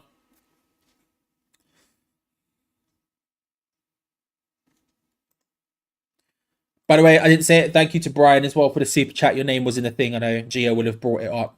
I saw it when I sat down and put your name in the top corner. And again, thank you to Tom, Hammers, Gary, Judas, my trustworthy friend, and JJ.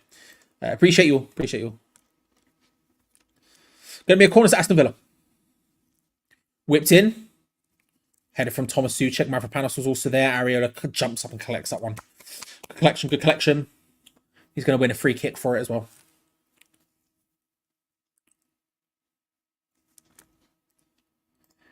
Yeah. I mean, yeah. I think even if they do, I'm sort of okay with it, to be honest. I mean, like, just have him create space. I mean, Jarrod Bowen, he's putting him into such an insanely dangerous area that almost ending in the back of the net by themselves. All it takes is a mild touch from Paquetá in the front post, or from Thomas Souček or whatever. Have Thomas Souček running in at the near post or something like that. All it takes is a mild flick, and it's going to end up in the back of the net. Thomas Souček with a little push there on I think it was Douglas Luiz, maybe, I'm not sure, but yeah. We'll have to see how it goes.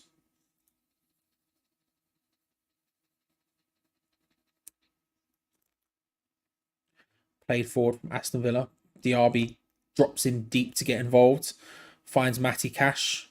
Flies forward. Good interception from Edson Alvarez. Very nice interception.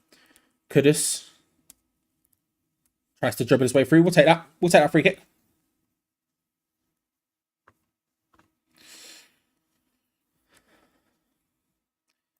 If you're looking for a way to watch the game, there are definitely ways you can do it. If you look in the description below, there's a bit there called Join Our Discord. Lovely Hammers chat. West Ham community. Fans of all clubs are welcome. But more importantly, if you scroll down the left-hand side, there's a bit there called Stream Links, in which you'll find what you're looking for. Aston Villa looking to make their way forward on the counter-attack here. Good interception from Mavropanos. Nicely done. Just easily collects that one. Paquetá lays it out wide to Mohamed Kudus. Easy control.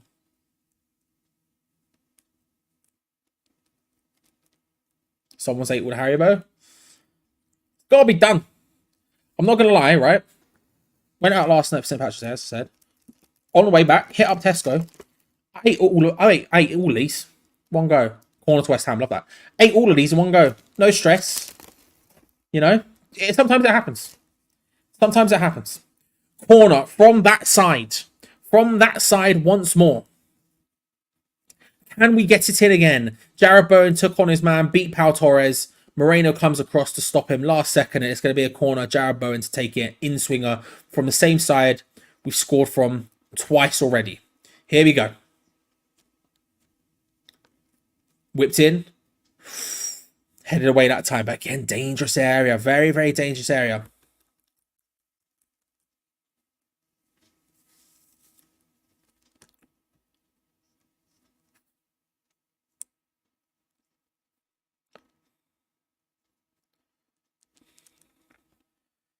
Six pack of crisp biscuits. Yeah, I know. It's a problem. I'm not. I can't exactly act like I'm much different on that. You know, I can't exactly act like I'm much different on that. Bell getting nervous. Listen, if the people call for it, I've seen a couple of people mentioning it. They call for it. I should have checked if he had any. I forgot. Pau Torres out wide. Looking for Moreno. Back to Rogers. Back to Torres. They're struggling to find their way into the box. It's good defending from West Ham. Defending the spaces. Diaby finds... Oh, I was going to say finds Tillemans, but it's gone past him. It's good defending here. Nicely done. This is the dangerous area where we managed to force them sort of back to the halfway line. That transitional moment between us going for the full press and us not is dangerous. We managed to deal with it relatively well. Rogers on the ball. Wide on the left-hand side.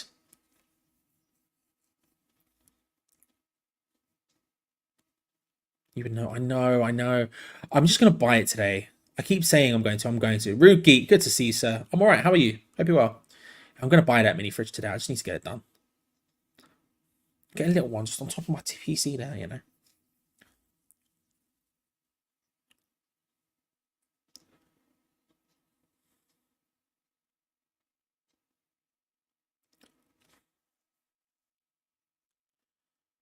Nicely defended there, just forcing them back. Villa still have the ball, but they're getting absolutely nowhere with it. Doing well. Doing well.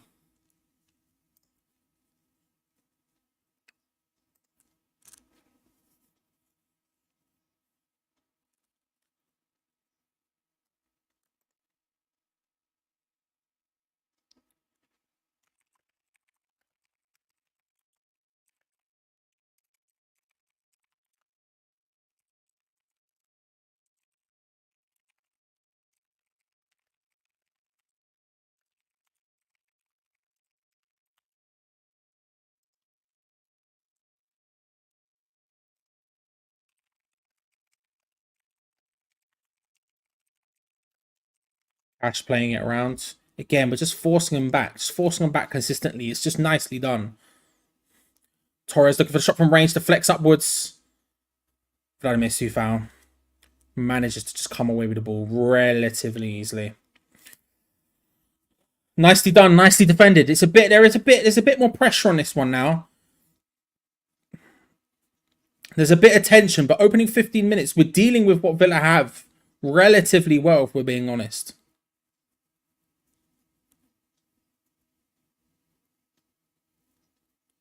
Like, we're dealing with it relatively well. They're getting into positions where they could maybe create something, but the defensive shape is there. It's solid. And they just can't find their way through it. When they're in their transitional counter-attacking moments, then yeah, sure. Yasser, by the way, try not to spam. Don't mind you being in here to support Aston Villa at all, by the way, bro. Just try not to spam. You know what I mean?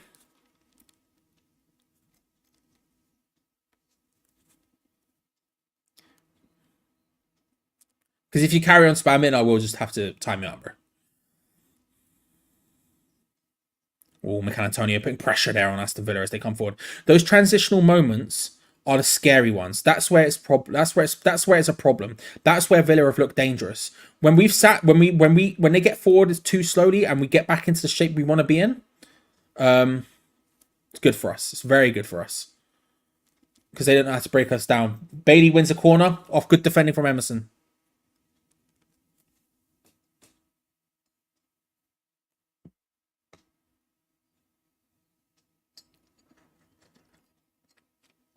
They take it short. They take it quick. Looks to try and work their way into a good position. DRB pings it across. It's headed away from Thomas Souček, as you would expect. As you would expect.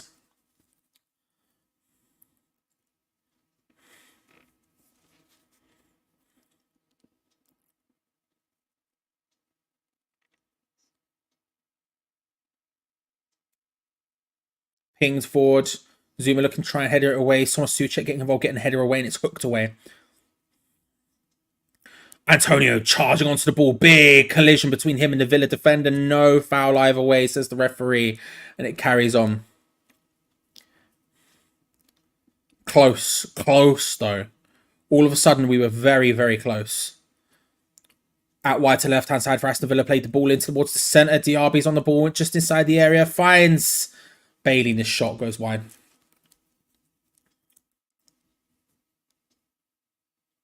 Can you show us the game? Unfortunately not, Jake VR. Unfortunately not. Otherwise, copyright will come kill us. Yeah, so I'll say this one more time, right? This is genuinely the last chance. I don't mind you being there. It's fine. I'm all for opposition fans being in the chat. It's all good with me. Don't spam. And more importantly, don't troll. Because if you do, I will just have to ban you. This is literally the last chance. If I see you doing either thing again, if I can see your name on my screen twice, then it's done. And I'm saying it now very publicly, last chance. Curtis wins the throw, and we'll take that. We'll take that. We're going to see a double change from Aston Villa again. Digne and Zaniolo coming on. Doesn't entirely surprise me because as much as they're getting the ball into sort of interesting positions, Aston Villa, they don't seem very capable of doing much with it. So it doesn't entirely shock me. So first one, Marino for Digne. Straight swap there. And Rogers for Zaniolo. Again, another straight swap.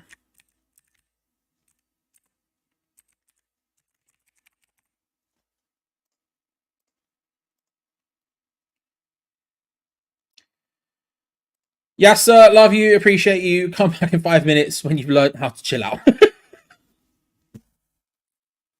When you've learned how to chill out.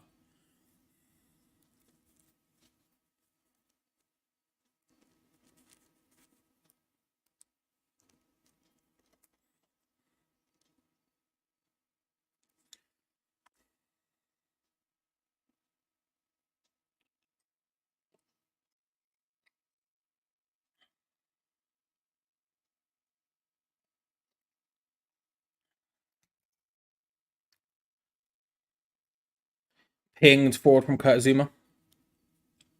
Big boot looking for Jared Bowen. Battles for it. He loses out, but Soufal is the one who comes away with the ball. Looking into that crossing position. Zaniolo's there covering him. Tell you what, he's gonna one of the instructions he'll be told is cover that man, because his crosses have been dangerous today.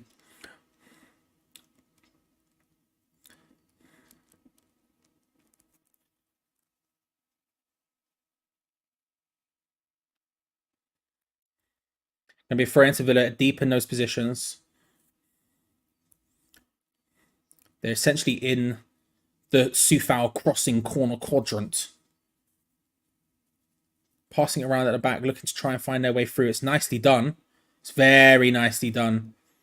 And they're going to win a free kick from it. It was nicely done. They played out from the back much nicer than they have the rest of the time.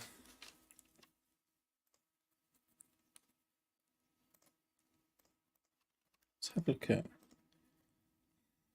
Just want to see some of the stats here. What have we had? 32% possession. Okay. 35 in the first half. Interesting. Played wide. Diaby out wide. There is Digne looking to try and cross the ball in. Alvarez tries to nod it on. Lands at the feet of Leon Bailey, whose shot goes high and wide. Never looked that good.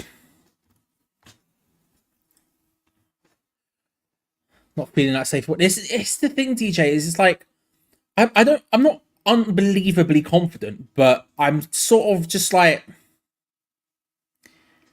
they're not really creating much from it. Ben Johnson's about to come on. They're not really creating much from it. Like, I feel like we could still, if you ask me who's going to score next, it would probably be Aston Villa, but we could still very easily ping them on a counter attack and come flying forward with it, you know. Mikel Antonio coming off for Ben Johnson. Not entirely surprising. Obviously, he's still sort of relatively fresh back from an insanely long injury. It doesn't shock me that he's going to come on. Ben Johnson's probably going to come on the left-hand side. I would suspect with Bowen going up front would be the bet. Doesn't entirely surprise me. Doesn't entirely surprise me.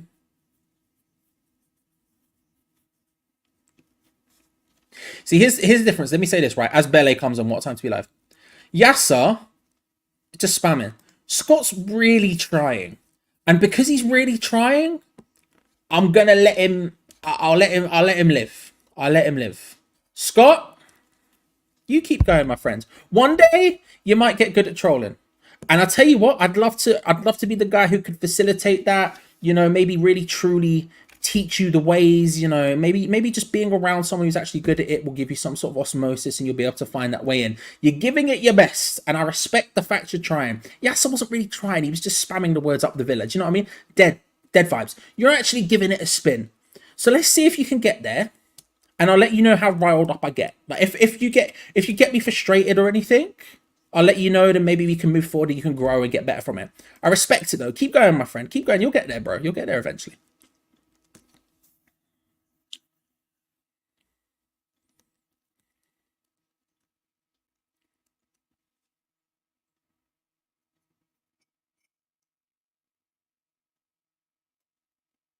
You love to see it. We're seeing a couple of bells.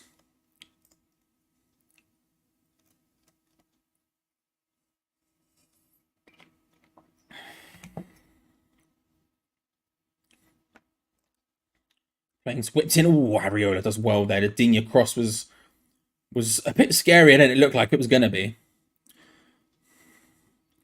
Headed away. He manages to palm it away. I'll tell you what, there was been enough calls for bells. We'll lob it in the chat. We'll lob it in the chat. I'll have to end the do you like the team poll, which apparently is still going. Did not realise that. Completely forgot about that. Cleared away from Mavropanos to flex upwards. Thankfully. Straight into the hands. For what it's worth, 48% of people said they liked the starting lineup. 44% of people said they loved it. Over 2k people voted. I might have timed the timings all whack, but the percentages wild. Bell, yes, no. There we go. Should be in the chat in a second. Played wide onto the left hand side. Leon Bailey cuts inside, looking to try and find his stronger foot. Again, well just stopped. Matty Cash steaming onto it from late. I tell you what, the pull across would have been good. There was no one there, but Emerson gets the block regardless. Ryan with the £2. I danced around the fire. Listen, Whatever floats your boat, Ryan. Appreciate you for coming. I hope you're well. Super T, loving your work. Thank you. Thank you, Super T. Appreciate that. Thank you. I think that's your first super chat as well, so I appreciate you, bro. Thank you for the £5. Helps out the channel massively, not just myself, but Geo and Gonzo as well. It really does do a massive, massive amount for us, so I appreciate you massively. Ryan. They take it short from the corner. Did it before. But, oh, Tillemans hits that long shot. Easily palmed away from Areola. Second one comes in from Diaby. Easily blocked off that time. And hooked away from Kudus at the end of it. Thank you, Super T. Thank you, Ryan. As per usual, Ryan, you don't have to do it. It's very kind of you, sir. Massively appreciate your names are in the thank corner right now. 25 minutes gone in the half so far. Villa asking more questions is maybe the way you word it, but still not looking like they're getting any answers, if we're being honest about it.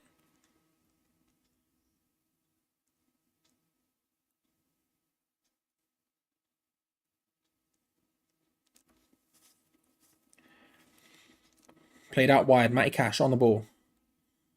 Bailey, Diaby, back to Matty Cash. They're passing around faster. They're passing around more effectively. And this is where the counter-attack needs to be effective. Kudus on the ball, charging forward. Tiemans has got no chance catching him unless he slows down. Slows down slightly to take on his man. That's easy going to be a free kick, surely.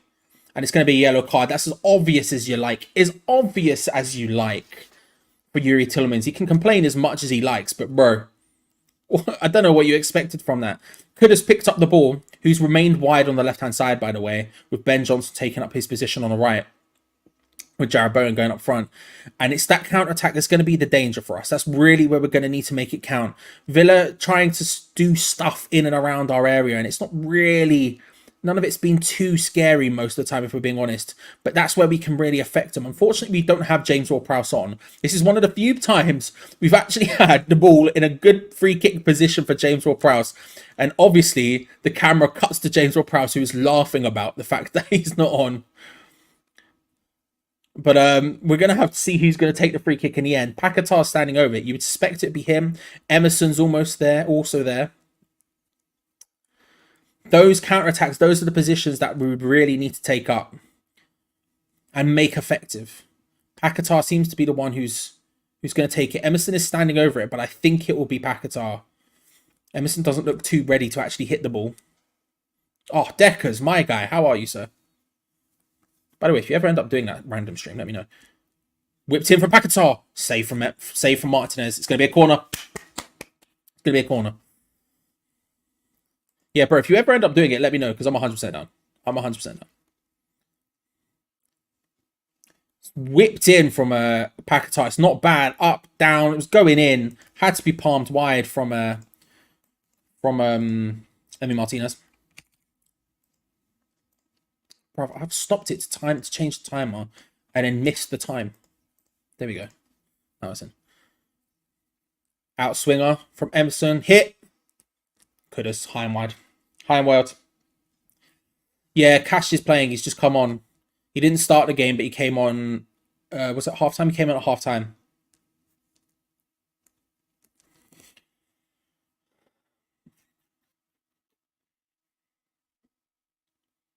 Corner, but not from the side where Jared Bowen was taking it.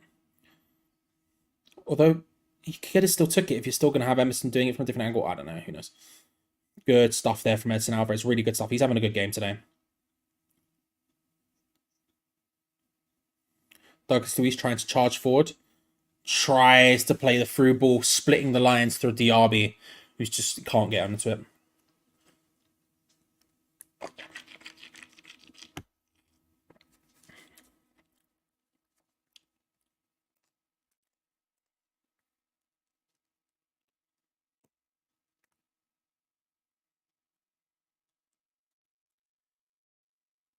$18 to go. Second half, much different to the first in terms of, like, we're looking at stats, right? We had 9 shots in the first half to Aston Villa's 5. So far in the second half, we've had 2 shots compared to Aston Villa's 5. But realistically, still not that dangerous. I mean, they're on a 0.21 XG right now, which just is what it is. It's not terrifying. It's not terrifying. They've had 1 shot off target. I mean, 3 blocked. It shows that those shots are coming in when we're deep, when we're in the right position.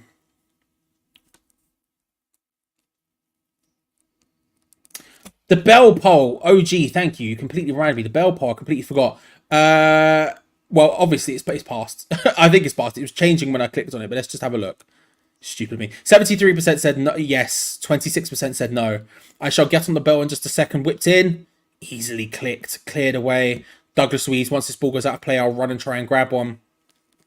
Out wide to the left-hand side for Aston Villa. Short once more. Again, we're deep in that position. The dink over the top is a decent idea for Cash, but it's easily stopped from Alvarez. It's going to be a corner. I'm going to grab one now very, very quickly.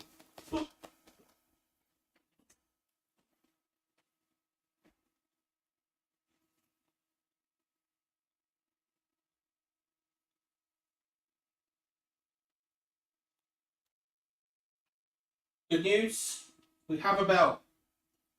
Whipped in from Aston Villa, punched away. We have a bell, ladies and gentlemen. We're good. We're fine. We're safe.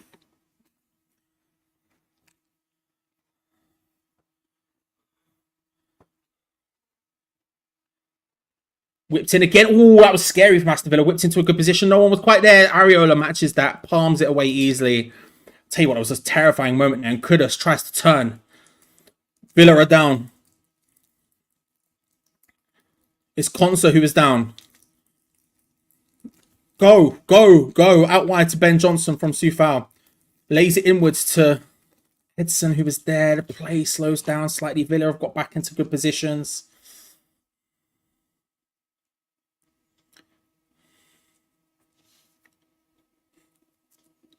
Here we go. The silent snack. In we go. Emerson. Short to Kudus.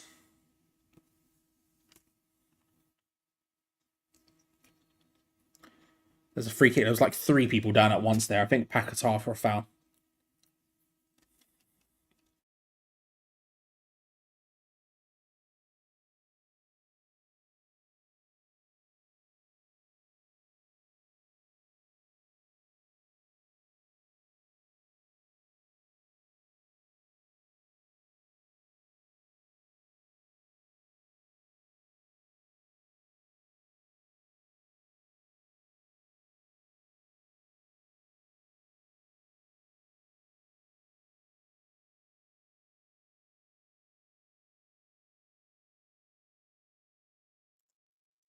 Got hiccups now as well. That's not good, but we're in. Who was it who said it? M. Where'd you get the gaming chair? I got it from a sponsor, Stuart Morris Accountants. Shout out, lovely man. Based in Ilford for all your accounting needs. Get involved, Stuart Morris Accountants.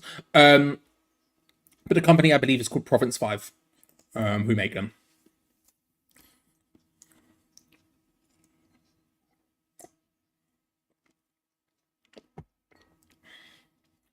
I have one, and Geo Gonzo obviously have the other one, the other type.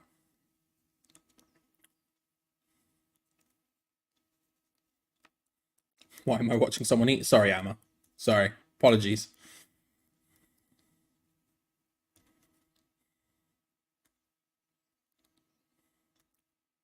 Listen, Richard, if they want to give it to me, they can. I don't mind. Listen, I'm here for whatever. Do you know what I mean? I'm here to promote the boys. I'm whatever happens, happens. My people, you know. I mean, do I know anyone from that company? No, but I don't mind helping out. Now, if they want to give me a commission, then maybe I promote them more vigorously. But at this point, you know, I'm all about match bingo at the moment, you know. Link in the description below. I should check my match bingo. I haven't been checking it. Flipping heck. Geo won. Maybe I won. Someone did win 2 lines. Pinged across. Tell you what, the deflection of Douglas Luiz happens.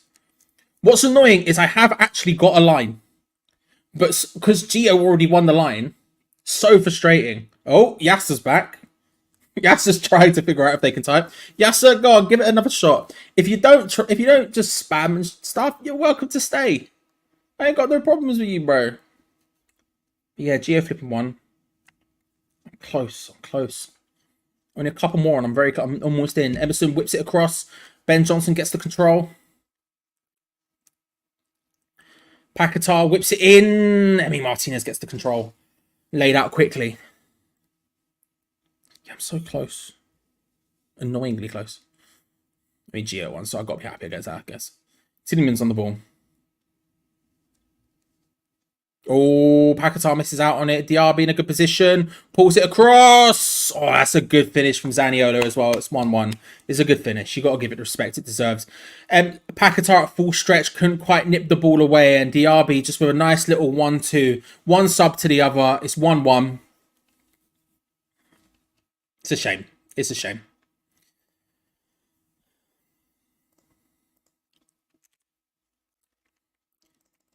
It's not really much more to say about it, if we're being honest. I mean, we look at it, and they've obviously been on top throughout the majority of the half. We've dealt with most of what they've done because we've been able to get back into those positions. It's that long, quick concessions. It's why I always say, if you can counter-attack against us quickly, if you can go through the lines quickly, that's where you get the opportunities. The ball over the top from Tielemans is brilliant. Paquetá maybe could have got there. I don't think maybe he couldn't, to be fair. Edson came across to try and cover him. Can't stop Diaby. Does really well, and it's played in. I'll tell you what, Zaniolo hits it really well. Like it's not an absolute thunderbolt, but just like to hit it early in his stride, stabs it home, and done well. 1-1. 1-1. 10 minutes to go. 10 minutes to go.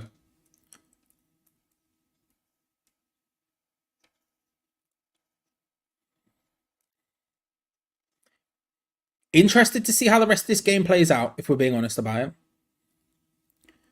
It's taken them 35 minutes to score. Again, it's those moments in transition. That's where we're weak. And that's where they need to be doing more.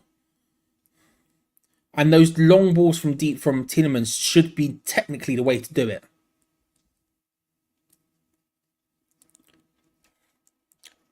Play that wide to Kudus, tried to flick it on, doesn't quite work out. Eric, how are you, sir? Hope you're good. Hope you're good.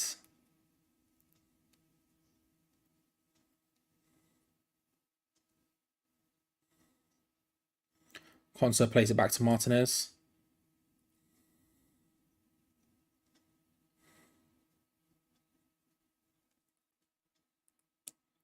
Watkins picks up the ball wide on the left-hand side.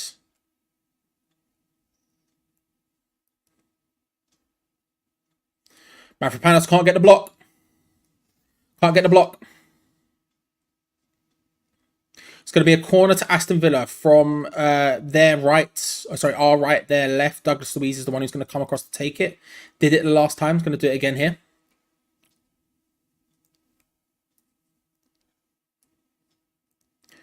Pau Torres on top of Areola there. They go short once more, as is the way. Kudus does brilliantly to nip that one away. Lovely stuff from Mohamed Kudus, who's charging down now. Edson's trying to catch up, but can't get there ahead of Diaby, who's just got the pace on him. And he just flops the cut inside. It was so close. It was really, really nice. It just doesn't work out.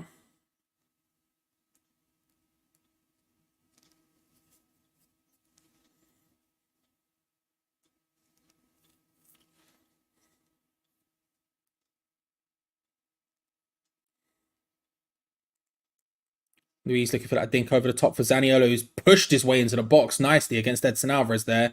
Villa fans screaming for a penalty. There's no, and afters between Zaniolo and Alvarez there. They're getting angry at each other. The people getting involved and pushing them all away now. Kurt Zuma's furious at Zaniolo. David Luiz is desperately trying to push him away. Zaniolo and Soufal and Paquetá are now arguing. Paquetá's pushed Zaniolo. I can't imagine there's not going to be at least one yellow card in the midst of all that. Wally Watkins looking to try and calm him down. Referee's taking... is talking to the fourth official VAR. I'm not really sure what happened. There was a bit of beef there. Leon Bailey lays it short to Zaniolo. Back into Zaniolo over the top. Him and Edson pushing each other. Zaniolo ends up... So Zaniolo is forcing his way in. He does well there. The physicality to push his way into the box there is good. 1-on-1v1 versus Alvarez. Alvarez gets the better of him. Both men get yellow cards, which makes sense. Fair enough. Adds up. Both men get yellow card. Yeah, I mean, Zaniolo ends up going down. Edson Alvarez, the ball gets away, goes to walk away. Zaniolo trips him up. Edson Alvarez then reacts angrily to it. Both of them start beef. Yellow card for both. Adds up. It adds up.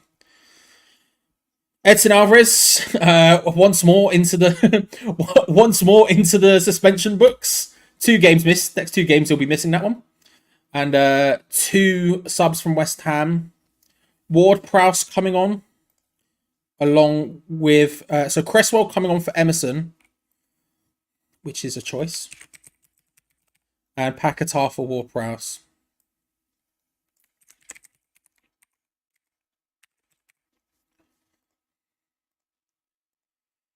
Paquetá for Ward-Prowse. Emerson for Alvarez is an Emerson for Cresswell is an interesting change. Not one I would do, but there's not really many options. Alvarez is holding his face there. There was a collision between him and Matty Cash. He's still holding his face. He's walking around holding it. Don't know what happened there. He seems to be okay now, but yeah. Ward-Prowse for Paquetá. I get it. Tiredness, all that sort of stuff, but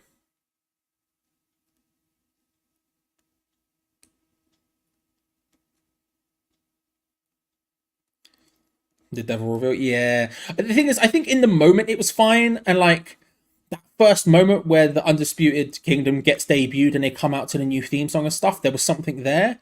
But the leader of the group's injured, man. There's not really much they can do. Like, it's worked out for Roddy Strong. Like,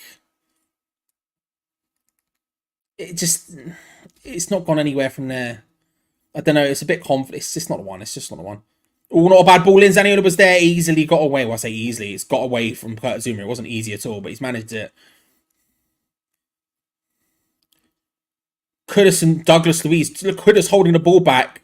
He's reacted very strongly there and pushed him back. Again, I could see another situation which is a double yellow.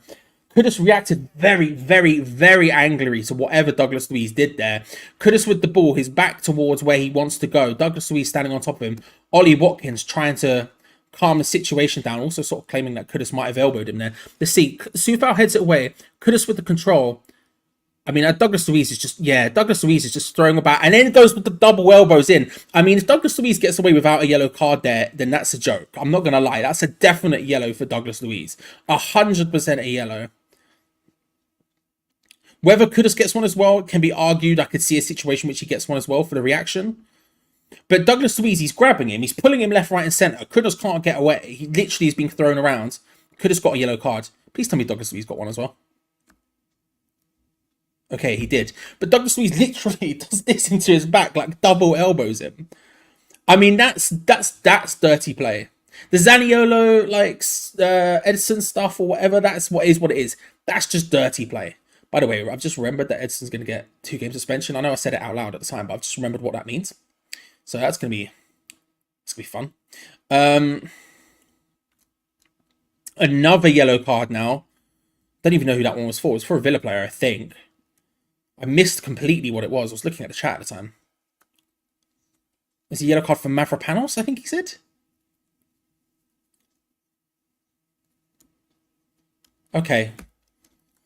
Okay, it was a professional foul, I think, from Mavropanos. I missed it, but I believe that's what it was.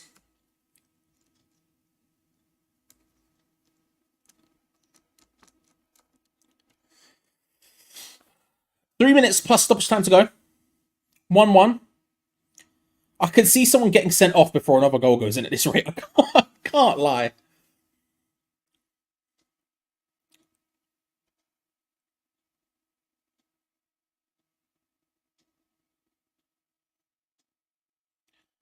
James Ward-Prowse battling with Diaby. Tries to take the ball away from Edson Alvarez. Can't quite get there. Gets a nip in. Pardon me. But Bailey ends up playing it back to Tielemans. Back once again to Tielemans. Getting deeper and deeper here, Villa.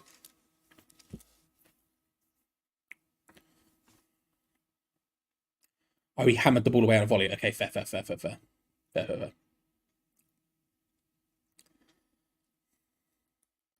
Phillips is going to be a terrifying prospect, Richard. A terrifying prospect.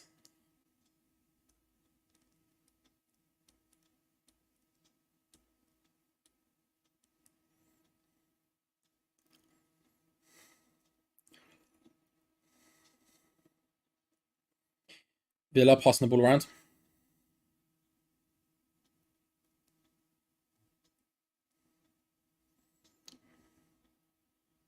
Minute and a half plus stoppage time to go. Zaniolo picks it up wide on the left-hand side. Thomas Tuchel goes down under the push from Zaniolo.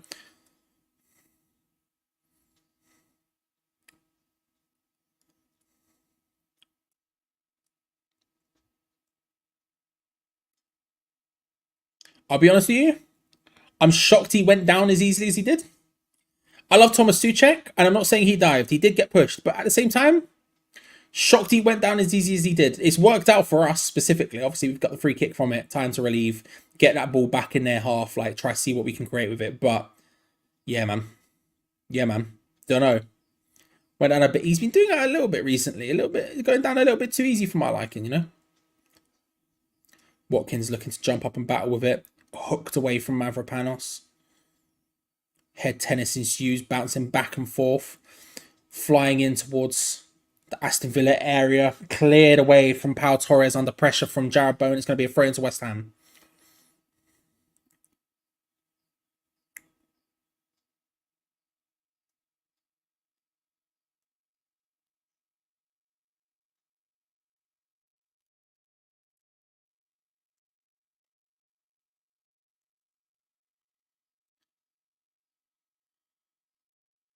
Kudus looking to try and create something, doesn't quite work.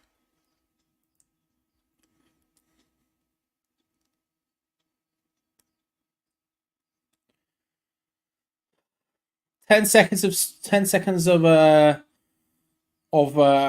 regulation time to go.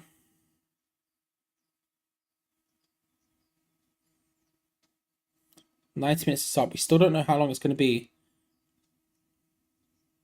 Saying it now. 7. Okay.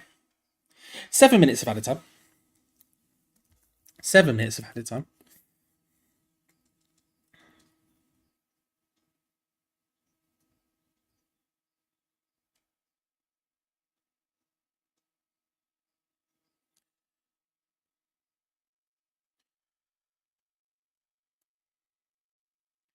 Douglas Luiz plays it short.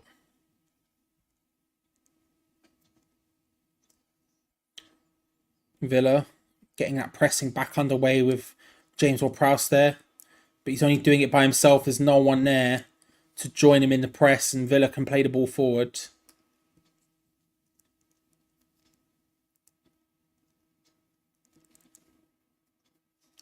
Played out wide to Bailey. From Yuri Tillemans in once again to Diaby.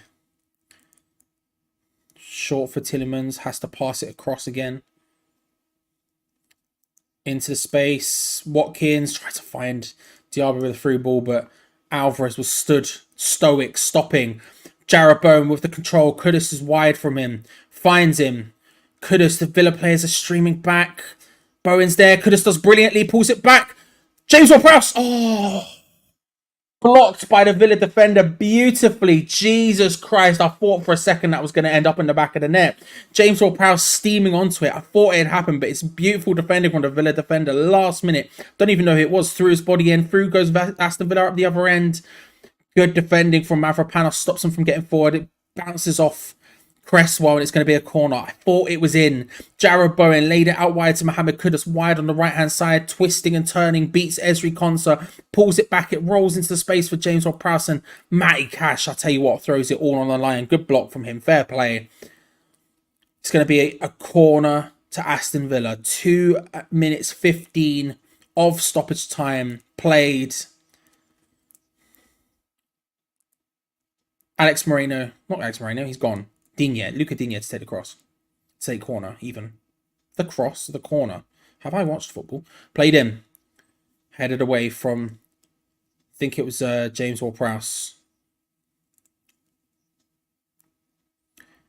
Pinged in.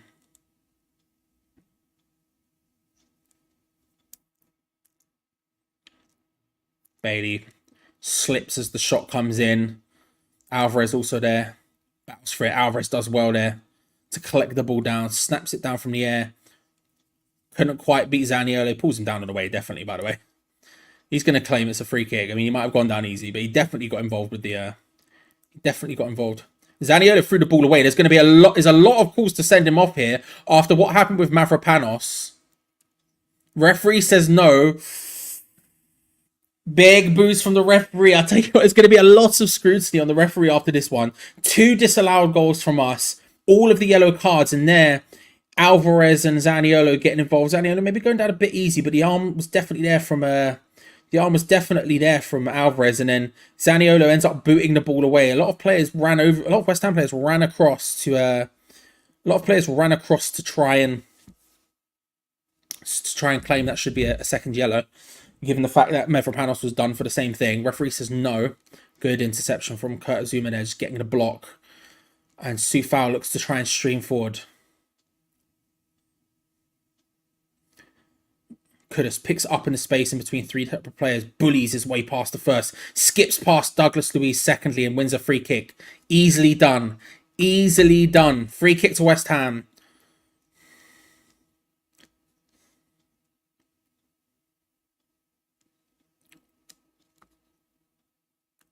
Kudus did really well, just bullied his way past Digne, cuts inside past Douglas Luiz, who knows what he's doing. It's an easy free kick. It's an easy free kick, let's be real about it.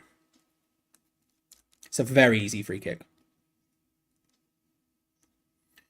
James Ward-Prowse steps up to take the free kick.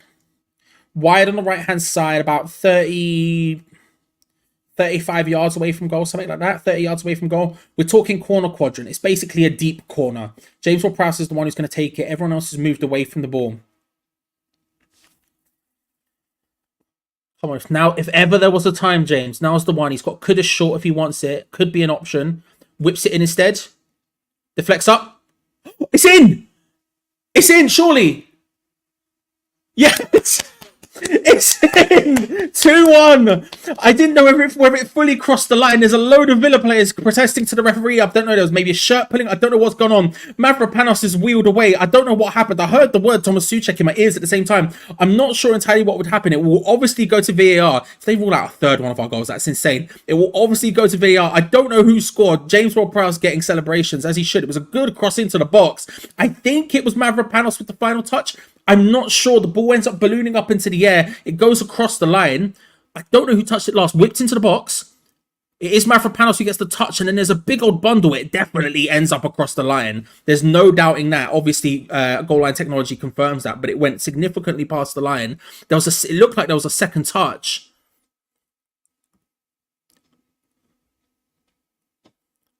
Ooh, I don't know. Jarrod Bowen's there on the floor. He swings his leg at it. I think it hits off Jarrod Bowen's head.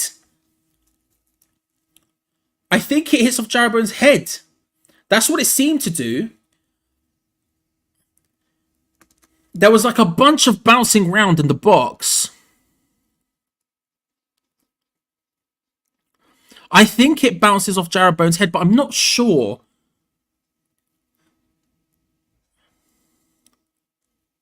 Apparently, handball and offside are both being checked.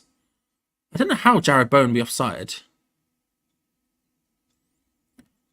I mean, there's 2 Villa players there. There's the goalkeeper and the centre-back. I mean, off the pitch, I don't know how it stands. I'll be honest with you, I don't know. I'm not looking at chat because I know you'll be ahead of me. I'll be honest with you, I've got no clue. I don't think it touches the hand of Jarrod Bowen. I think, if anything, it smashes off his face. I'll be honest with you. I think it smashes over his face.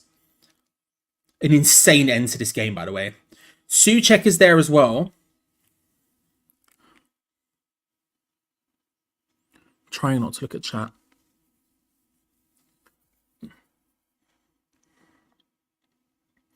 So Souček is in there. Mavropanos is the one who initially hits it. Souček is there.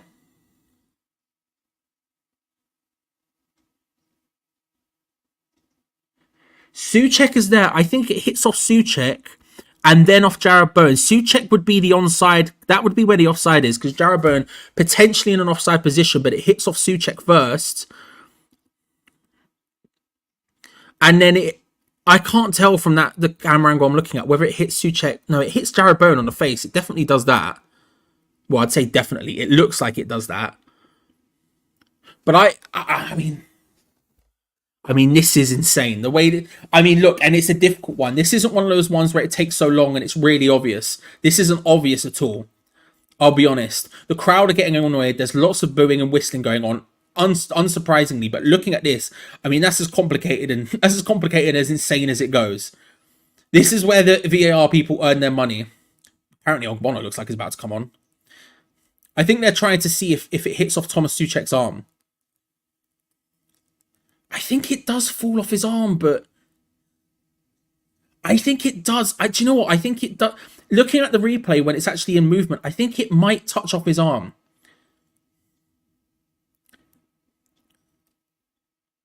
I think it might touch off his arm. I think it's going to get disallowed because I think it hits his arm.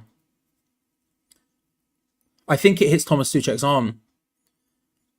I think we're going to get a third goal disallowed here. I think we're going to get a third goal disallowed. It looked like it hit his arm. And then it looked like it hit off his arm and then Jarrod Bowen's face and went in. So no offside, but yes, handball. I believe is what's the case. I believe.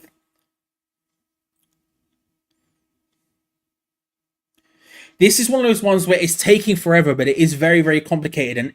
And at the moment in the game it happened, it is literally the case of like, this is it.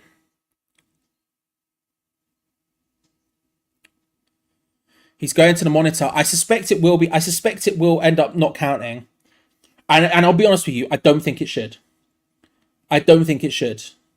The others we can have full debates about, and I could be 100% honest, I don't think it should. But this one specifically, I don't think it should count. It looks like it hits Thomas Souček's hand. This is one of those things where, like, if the Antonio one earlier on is a foul because it hits his hand, then this one also should be a foul because it hits his hand. Is my opinion. But it's so complicated and it's so difficult to look at with the 15. There's like no real good angles despite there being 15 cameras around it. But it does look like it hits his arm and then hits Jarrod Bowen in the face after. Yeah, no goal. Yeah, no goal. Final decision, no goal. Disallowed for a handball on Thomas Souček.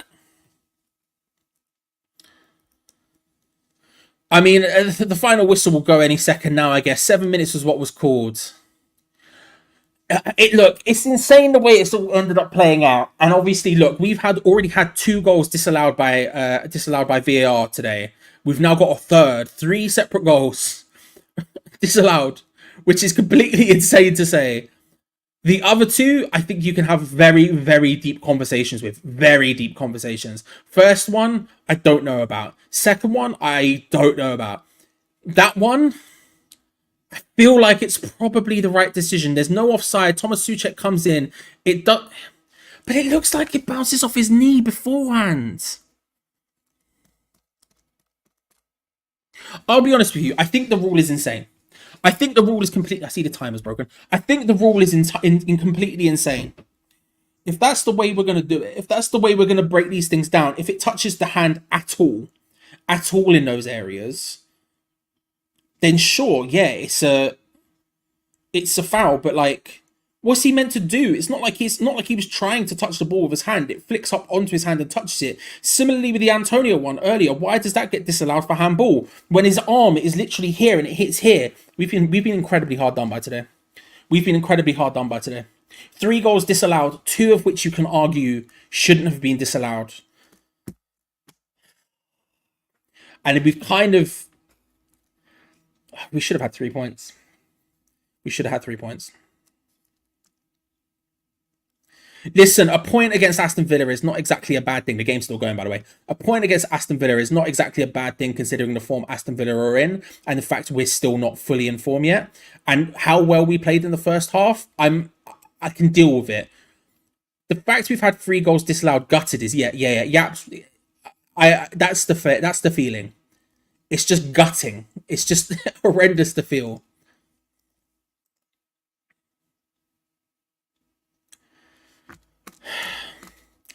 We get to do this all again soon, right here on Hammers Chat, most consistent channel for watch-alongs in West Ham there is. Subscribe, like the video.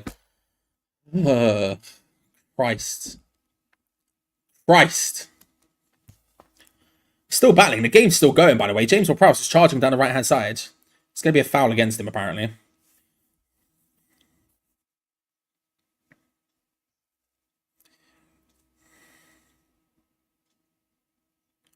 So annoying. So annoying. Game's still going.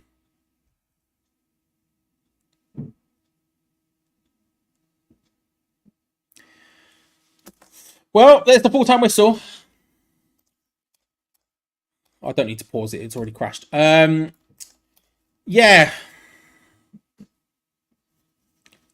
What an absolute nightmare. 3 goals disallowed. 2 of them, I think I would disagree with. Both of them the handball ones. I don't even know. Thankfully, I don't have to. Geo will be here in a moment to break the game down live. So make sure to stick around for that and head over there and like the video as much as humanly possible. I'll send you the link now so you can all jump across and get involved. Yeah, absolute nightmare. What an insane finish to that game. There is the link to the game, to the live review. Head on over there, start getting involved, like it, spam that like button and talk about it all in there, because I don't even know how to deal with what we've just seen. I'm going to have to go and watch the replays 15 more times and figure out what the actual rules are for handball, because neither of those handballs were purposeful, and yet we've had both of them disallowed for handballs. I don't know what to say. Subscribe if you're new around here. Like the video. We are, of course, the most consistent West Ham fan channel when it comes to watch-alongs that since we've been doing them for the last couple of years. Last 4 or 5 years. 4 years, 4 seasons or something at this point. Barely missed any, so if you're ever looking for a game, make sure to come back here, like the video. And yeah, it ends West Ham United 1, Aston Villa 1. Don't know how to deal with that. Appreciate you all for watching, and one final thank you to, of course, Match Bingo for sponsoring. I came incredibly close. I had a line, but unfortunately Geo had already won that, among other people. Someone else won 2 lines. Congratulations, but thank you as well to Super T, Ryan, Brian, to Tom, to Gary, to my trustworthy friend Judas, and to JJ. It ends West Ham United 1, Aston Villa 1. Insane. Head on over to the review, like the video, getting heavily involved. Appreciate you all. See you next time. Bye, everyone. Bye.